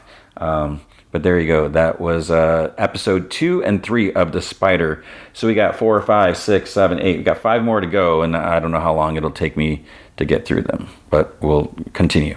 Okay, and now the movie feature is He-Man. It's actually not called He-Man. It's Masters of the Universe. Based off of He-Man. Was it ever called He-Man, or was it always Masters of the Universe? I don't remember now. So when I first saw this, they were making this, I was like, okay. And then I saw, Camila Mendes as Tila. I'm like, and so let me just be straight up front right now. I am a Camila Mendes fan. I have a lot of respect from her. As you know, as I've mentioned several times, I kind of adore the Riverdale cast. And part of it goes, the show was kind of whacked. And during the first season, so back in 2017, I got to talk to the cast at WonderCon. This was right before I left GameSpot, and they chose not to air the interviews, but I posted clips because I think it was like on my camera. I had the footage, but I got to talk to the cast, and what I really liked about it, I mean, it was just so much fun in that cast, in that press room, and it was probably because it was the first season, and probably a lot of them were kind of new to this, because and it was the first season, so that maybe they were fresh and excited, and I don't know how things went down the line. I don't know if any of them have. I would like to think that they wouldn't really get conceited or develop attitudes or anything like that. But Luke Perry, I got to talk to Luke Perry, and he was super chill and cool. Madkin Amick, Shelley Johnson from Twin Peaks, got to talk to her, and so they were all just. It was just very chill, and they were all just smiling and happy. And so, like, when I talked to Camila Mendes, she was with I forget the actress name who played Josie, and it was a lot of fun. So I've been a fan of the show. I don't think I finished it, and the show just got weirder and weirder. And I've also mentioned my adoration of like Archie comics and everything like that, and how my daughter was really into them. So when I heard that Camila Mendes is gonna be Teela, I'm like, okay. Well, let's see. I'm okay with that. Let's see what they're gonna do with it. And I also saw an interview how I guess I forget now. She said she's 5'2", because they were talking about when she was doing a chemistry screening with Nicholas Galitzine. And I guess at one point, you could see them on the monitor. They can see themselves. And he like made a comment. He's just like, "Oh, I can barely see you," or something like that, because she was short. And she's like, "What are you doing?" type of thing. But they did a good job. She was fine. And I'll have to say, I do like her Teela more than the Teela show version that we had, the Netflix one. I just could not get into that. I don't think I ever watched season 2 of wasn't Kevin Smith's Masters Universe or whatever. It just, I don't know. I just found it very annoying. But let's talk about what do I think about He-Man? Like, what's my history with He-Man? I don't even remember like the year it came out. I don't know if I would. I don't know if I would say I was like a super mega fan. I watched the show. I don't remember when it was on. I don't know if it was after school or before school, but I would watch it like all the time. And I thought there were some things that were a little weird, but I never. And I don't know if I was too old or what, but I never got any of the action figures. And to me, the figures always looked a little weird because they were all big, and it was all big flexy dudes, and they were kind of like in a weird stance. At least in my, I haven't looked at a actual He-Man figure in a while, but from my memory, they were all kind of like their legs were a little, crouched, and their arms were a little out, because I guess their pectorals are so big, you can't put your arms down, whatever. So I never got it. It kind of reminded me, when I think of He-Man figures, I think of like some of the wrestling figures, where it's like they're not like Star Wars figures or G.I. Joe figures that are just like straight, with the arms straight down or whatever. And maybe there's something to be said, but there's benefits to one or the other, whatever. So I never bought I don't think I have any He-Man merchandise I ever bought any like that. But I watched the show, and there are some things where like this is a little weird. I remember, I think we watched like the first episode with our daughter when she was young, and we were kind of snickering because there's a lot of things that were borderline like homoerotic. There's nothing wrong with that, but that wasn't the intentions of the show. Because I think I could be wrong, but I think in the first episode, I don't know if they were. It was either He-Man and Man-at-Arms or Prince Adam and Man-at-Arms, and they were riding something. I don't know if they were riding on a horse together, or if they were riding on Battle Cat together. But it's like they were very close to each other, and it just seemed weird. And then also, you looked at all the landscape of Eternia, lots of bright colors. It was almost like a pride flag and everything. And that wasn't the intention back then, because no media really promoted that stuff back then, because it was taboo. You didn't talk about that or whatever.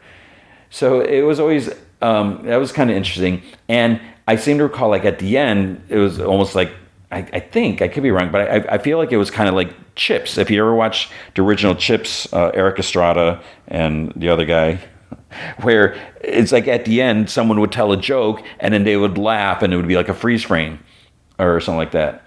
So I feel like they did that a lot, and I can appreciate the show. I was always fascinated with Orko. It's like, what does Orko look like under his hat? Because you only see, he's got the big scarf, the big hat. You just see his eyes. It's like, what does he look like? And we shouldn't ever know what he looks like. So that's my history with He-Man.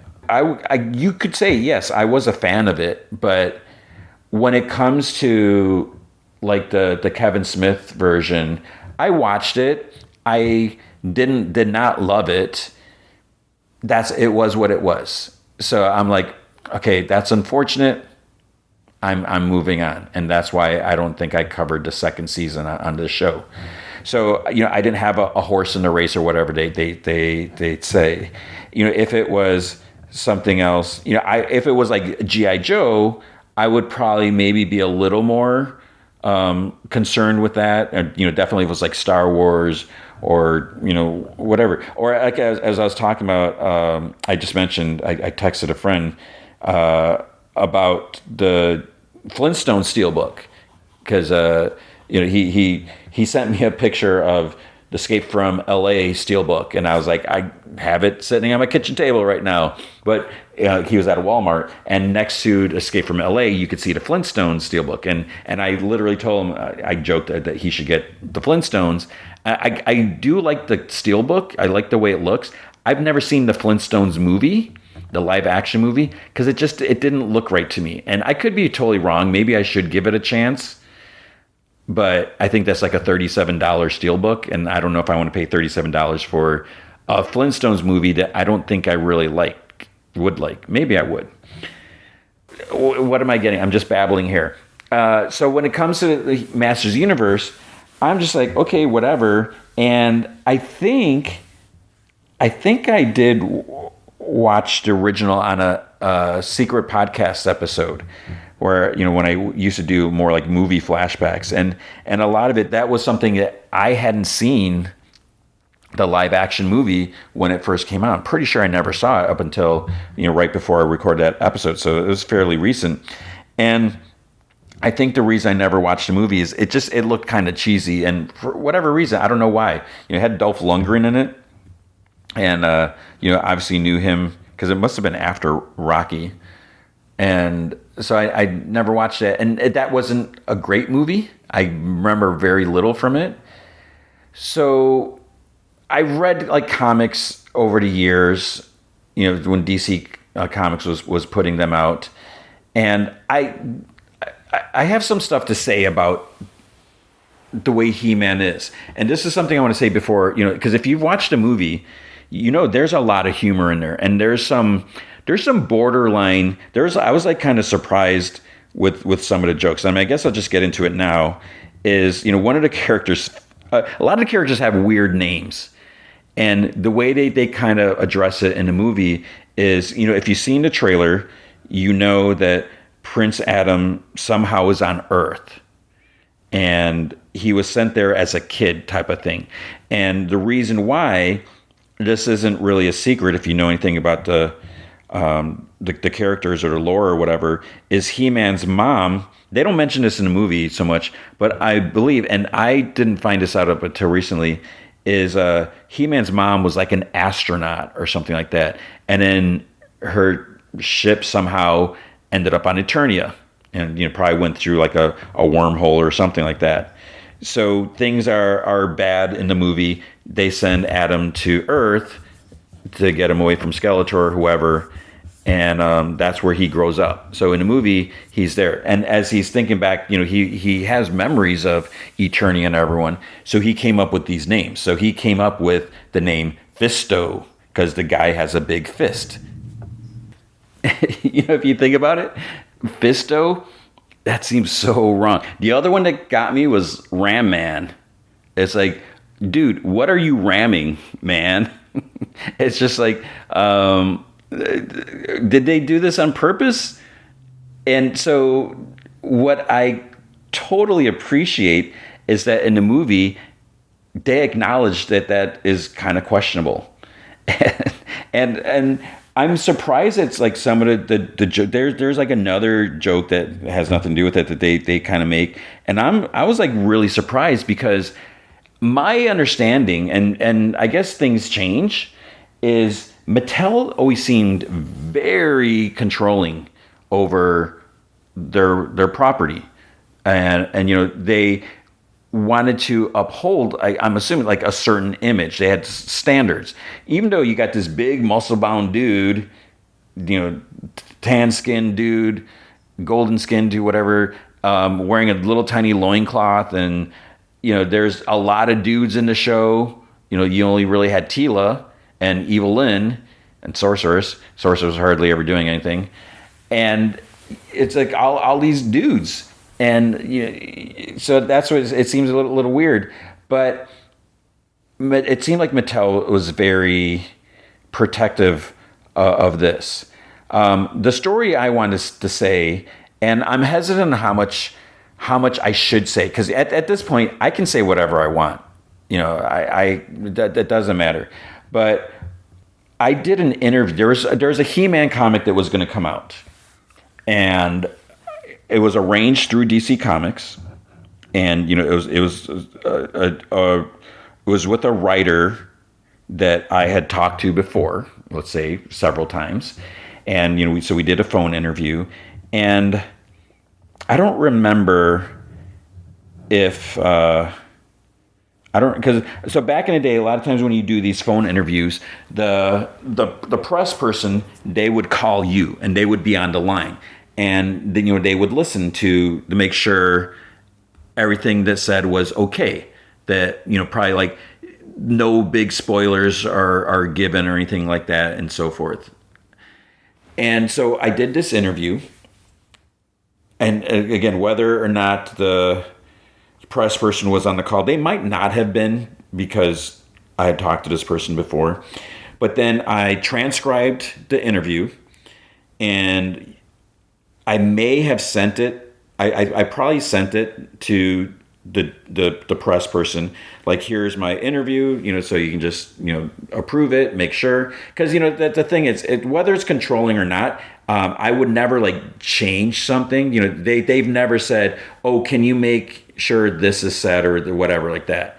But I would play by the rules because, I wanted to have interview opportunities and so forth. And they just made it easier. And that was just kind of the game you played, where, you always get approval. It was a common courtesy thing. You don't try to sneak an interview unofficially. If I ever did one, because I like with Marvel a couple times that like when I did a audio or like I did an interview with the press guy, I would be like, hey, I can rip you to audio if you just want to listen to it. And they'd be like, okay, that's good. So, you play by the rules. So I did this interview about this He-Man comic, and, they had started already, because there was an artist, an artist that I knew that I really liked and everything. The interview, it was kind of the what was going to happen in the story. I was like, I wouldn't necessarily, it was kind of bold, but it was kind of pushing some things, kind of, breaking ground a little bit, not necessarily the same old He-Man stuff all the time, pushing things a little for like to expand on some stuff. Maybe I still have it transcribed. I should, read it. And I probably have, I don't know if I still have, I might still have the audio. I sent this out. I'm waiting. And it's like, when's this comic coming out? It's like, what's going on? So I emailed back to the press person, and I don't remember the full detail. But what ended up happening is apparently, and this is where, maybe I shouldn't say this or not, but I don't care anymore. Apparently, Mattel didn't like the script or the direction of the miniseries or something like that. Mattel ended up pulling the plug on it. They're like, we don't want to do this. That kind of sucked. That's one that sucked for the writer and the artist. I don't know how much work was put in there. I don't know how much writing was done. I don't know how much was drawn. The artists, what I will say, ended up working on another He-Man book like after that. So whether they were able to, I don't know, like I said, if anything was done or not. So it was weird, and I hope for the writer's sake that he was still paid something, because whatever work he did, he should have gotten paid. He probably lost out, and yes, it's a he, so I gave that away. I don't know if I said that before, but that would suck. That he must have put time into thinking up this story, and I don't know if he like mapped out the 5 issues, 6 issues, however long it was supposed to be, and so maybe he got paid for that time, but then he's losing out on any like residual stuff, because then it would go to trade paperback, and he could still make money off of that, and he didn't. So it was, I was kind of surprised, but it made sense in a way that Mattel was controlling about that. They didn't like what this was about, and there was nothing controversial or anything like that. And now the jokes that were made in this movie, it's like I would say way more controversial. Maybe it's just that the powers that be, whoever's in charge of Mattel now, is different from then, and maybe they've just learned to kind of chill and relax. It's the same thing with Archie. You look at the Archie comic stuff, everything was always clean cut, because they had this long whatever image to uphold, and then something must have happened, and they're like, hey, let's do Archie and Kiss, let's do Archie and Ramones, let's do Archie and friggin' Predator, where the characters are getting, because when they did Afterlife with Archie, they got Francesco Francavilla to do the art, and I was like, he's got a great style, I love it, and it was awesome for the comic, but it wasn't in the true Archie style. So in my thinking, of understanding how things work, I was probably like, okay, they can do Archie and zombies, but they wouldn't want the art style to be the same, because heaven forbid if some little kid picks up the wrong book thinking it's an Archie comic and you see like Zombie, Jughead, or whoever. But then they do Archie meets Predator, and it is an Archie style, and people are getting their spines ripped out and stuff like that. So it just seems like Archie and Sharknado and all this stuff. So it seems like Archie just really got like, hey, we're going to embrace this and do stuff. So maybe, hopefully, that's happening at the powers that be at Mattel, because they have full control, and maybe they're like, hey, let's just relax a little bit and have some fun. And that's what I did with this movie. I know this is how long have I been talking about this? It's been a long time, and I haven't even really touched on the movie. So I really enjoyed the movie. I had a lot of fun with it. It was way better than I thought. It's a little unbalanced. I think at times, they're doing this like really wacky humor, and they would do some like some good callbacks to the original series. They did callbacks to like the memes and that. So you got a lot of good stuff there, but then there's also some like more serious moments. So it's just kind of weird balance. And then the parts with Adam on Earth is a little off, but that's just kind of how it goes. So aside from that, I mean, I really enjoyed the movie. I had fun, and this is a movie. I always say like the true like kind of testimony is, would I buy the Steelbook for it? If there was a pre-order for Steelbook, yes, I would have pre-ordered it. There is no Steelbook. I don't know if MGM, Amazon is going to make a Steelbook, because they haven't friggin' made a Steelbook for Project Hail Mary. There's apparently some UK versions, and maybe because it's a different whatever division. And I just lost my train of thought because, oh man, one of my neighbors has this big, loud truck, and they keep like leaving, come back. It's so loud. So I don't remember what I was saying. I had a blast watching this, and what was I saying? Oh, about the Steelbooks. Yeah, so there's no Steelbooks in the U.S. for them, and I just don't understand. And the regular 4K disc is like $37. That's like the price of a steelbook. It's like, you're crazy. So I would definitely watch this again. I had fun with it.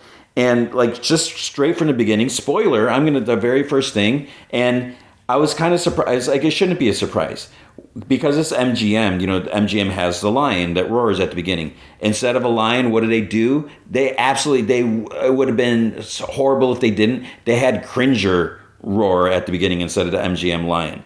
And I love that they do that. And, they did it with like Tom and Jerry, and they've done it with other things also. And I totally love that they're willing to do, their beloved logo, mascot, whatever, that they're willing to have a little fun with that. Because I feel like a lot of places wouldn't really do that. So that was great. There's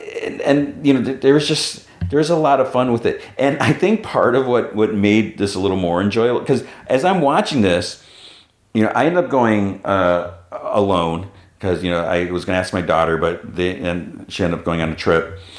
And so as I'm watching this, I'm just like in myself or watching this, just enjoying it, immersed in the movie, laughing at certain parts, like surprise laughing at some of the jokes, everything. But a couple seats down, there was like a couple, and the lady was laughing a lot, a young lady. And at first I'm like, is she like stoned or something? Because she was laughing a lot. And some of the stuff that she was laughing at, it wasn't that funny. But she found it very humorous. And while, you might think it's like, oh, that would be annoying. It wasn't annoying. It kind of made it more, more fun, I guess. Just hearing like someone else laughing at this stuff. It wasn't quite like a laugh track or whatever, but I get that is the purpose of a laugh track. You hear the fake audience laughter, and it kind of tells you, oh, this is funny. You're supposed to be laughing too. So it was just it kind of made me laugh. And I didn't want to like straight up look over and like, who is this person? Why are you laughing at all of this? And so there's all that. So I really enjoyed the movie. I thought they did a good job. And were there any CG-ish? Maybe, but I try not to focus. Unless it's something really glaring, really obvious, I was satisfied with it. I can't think of anything that really felt off. Maybe I just didn't notice it or didn't pay attention. I did see the movie in Screen X because that was the only theater it played in, I think, maybe not. So Screen X, again, is where you have the front screen and then it plays on the walls too. And some people don't like that. It's not throughout the whole movies. I find it sometimes it can be a little distracting because you can see the two projectors on the side. You see a light, and it's not perfect the way it works, but I can appreciate it, and I did like it here. There, like, for some reason when I saw Super Mario Galaxy, I just was not impressed with it. Project Hail Mary was awesome. And maybe that's the thing. Maybe there's something about Amazon MGM, whatever, that they really know how to utilize it. Because Project Hail Mary was amazing in Screen X. And that was definitely worth it, where you can see just the whole vastness of space or whatever. So I think they did they really utilized it properly. And here, it was cool because just seeing all of Eternia or Castle Grayskull, just like during the battle scenes and fight scenes, you get to see more. And I ran across a threads where someone said they got like, I don't know if it was like 30 minutes into it, and they walked out of the movie because they hated the Screen X stuff, which to me just sounds stupid. What I hate about threads is so much stuff that's like promoted or pushed. It's just people literally complaining about stuff, and I feel like it's just clickbaity stuff. They're trying to get reactions, and they're being extreme one way or the other. And to me, it's just stupid. It's like, why you're gonna walk out of that?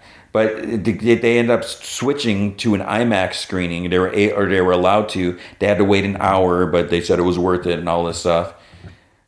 And so that's the big question I have is like I wonder what the IMAX version would be, because there is something about the Screen X, because you do feel more immersed in it versus with IMAX. I can see you're seeing a bigger screen, you're seeing more, but when you get stuff on the side, it kind of almost, not quite, it's not perfect, but it does kind of feel like you're encompassed within it, not exactly.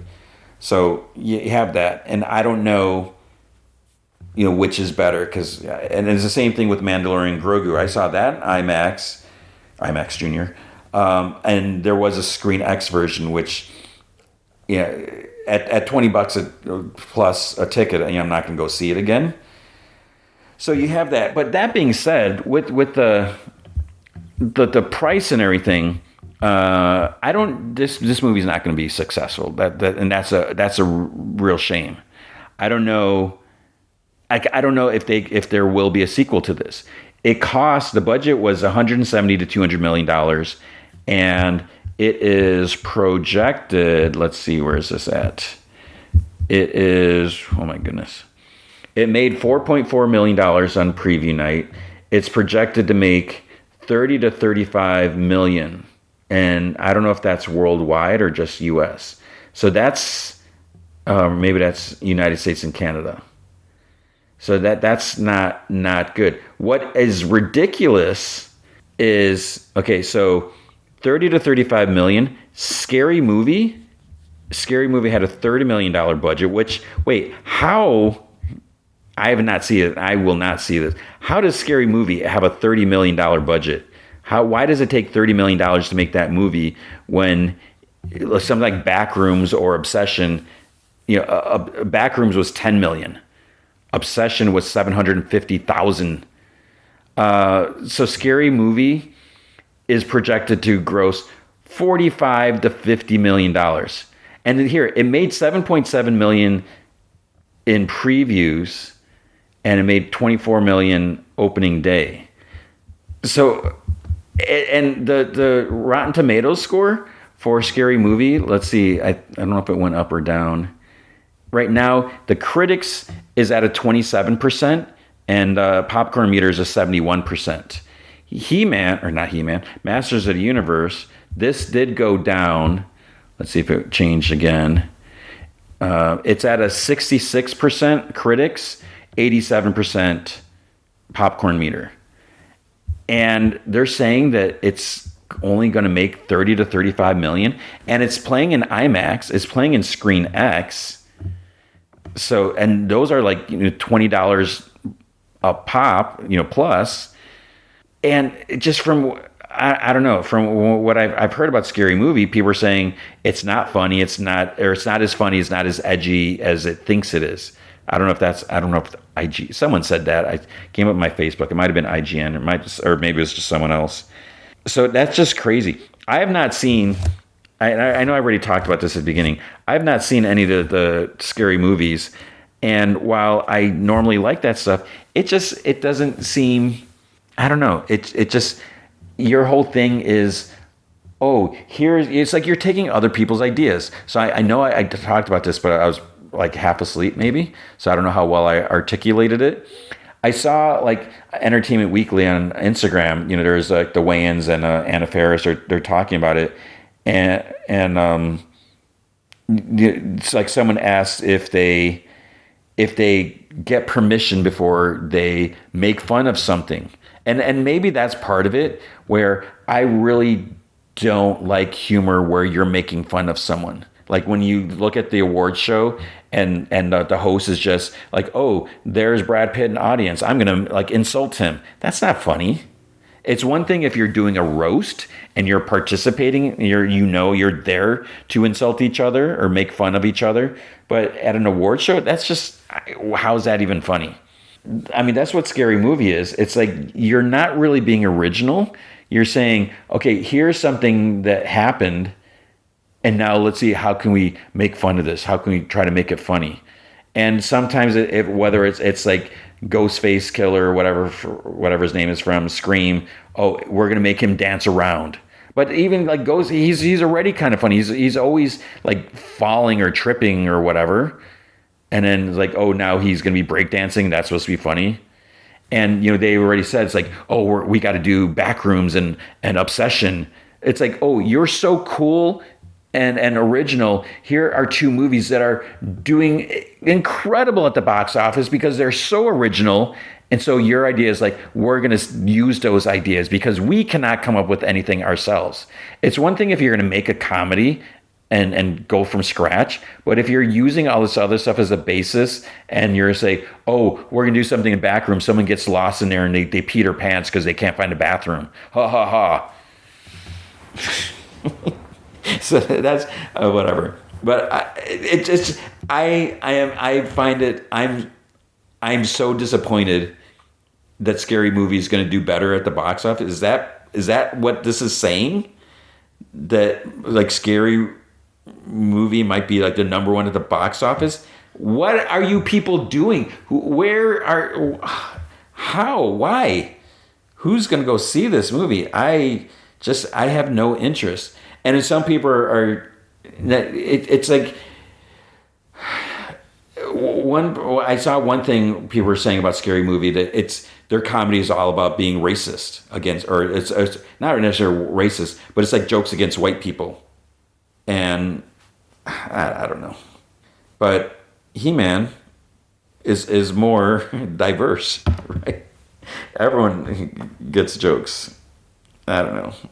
So I don't know what more there is to say because I don't want to spoil anything for the movie. I do think it's worth watching. If you've ever watched He-Man, any of the cartoons, you should definitely watch it because like I said, they do a great job just recapturing everything.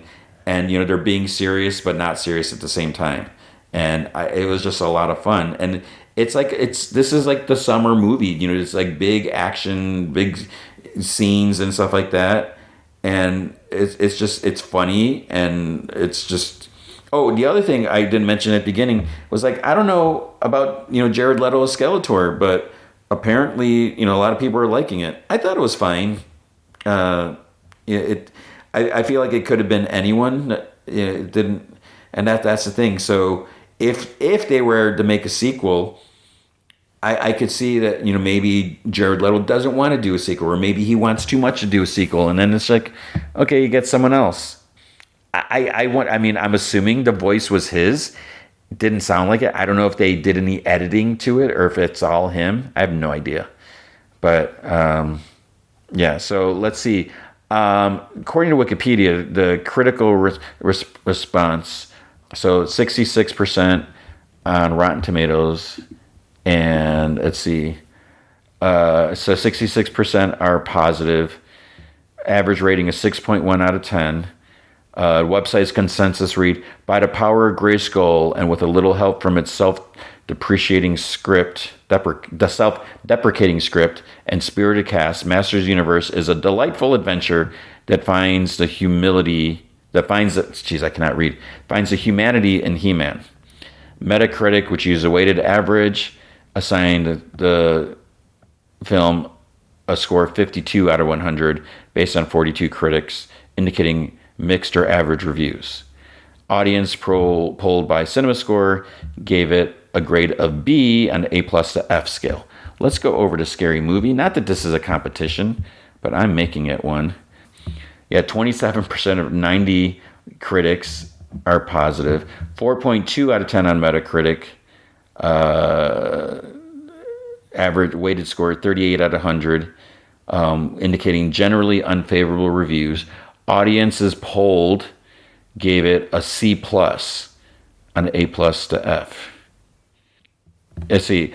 I know we're not here to talk about Scary Movie, but Owen Gleiberman of Variety criticized a selection of films chosen to parody, suggesting that titles such as Midsommar, and entries in the Conjuring franchise would have provided stronger material.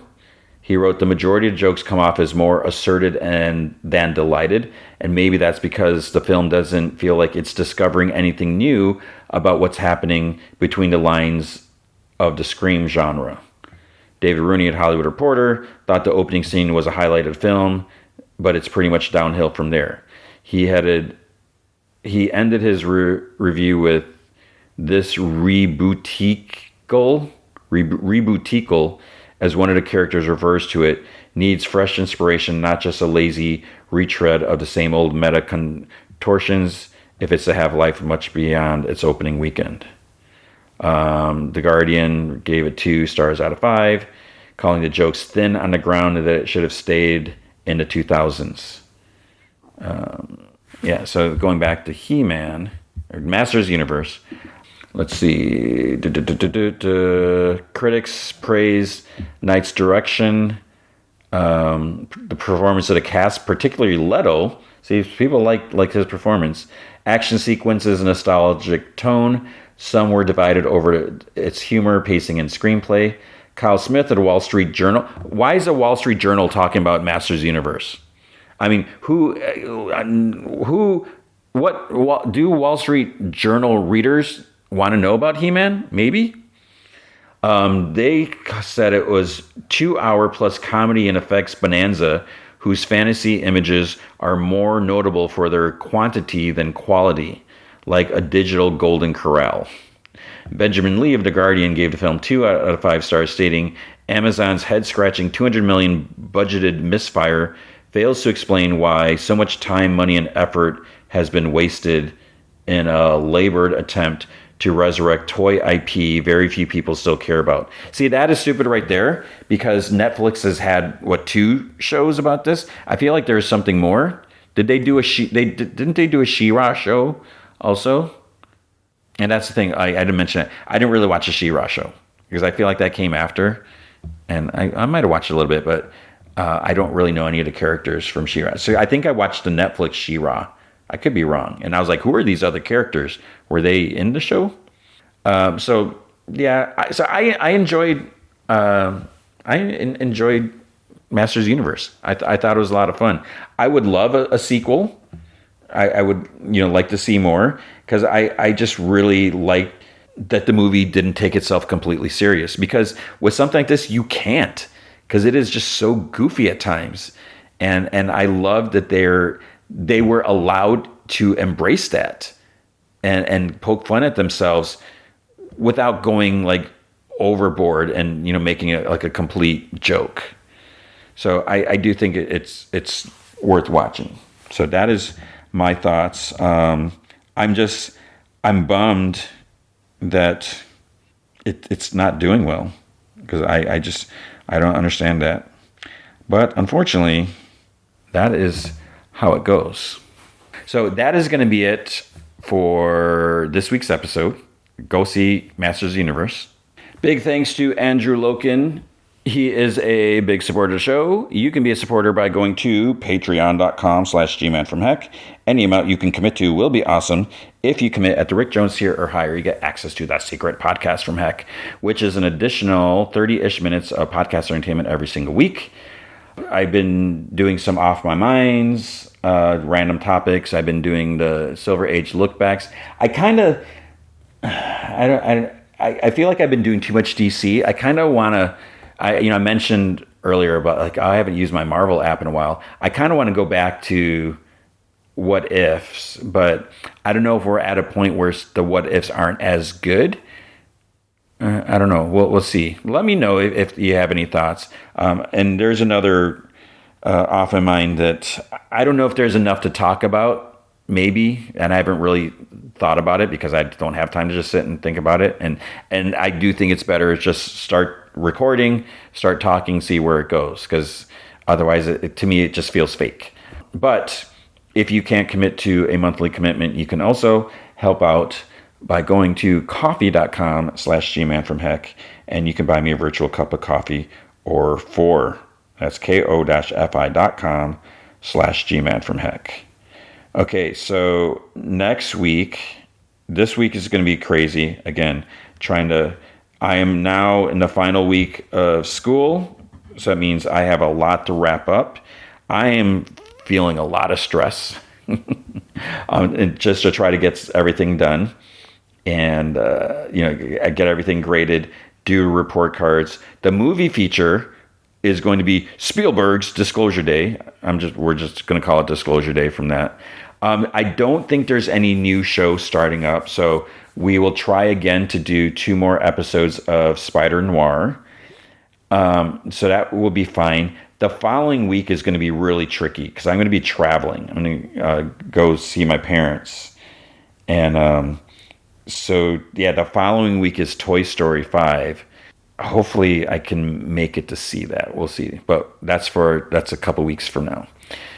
So that is going to be it. I hope you are doing well. I hope you are doing fun things. If you are done with school, I hope you are enjoying your summer. Or if you're about to finish school, good luck with your finals and all that. If you have a regular job, I hope you have time to enjoy the nice weather. I hope you take care of yourself, and I hope you remember, be good to each other.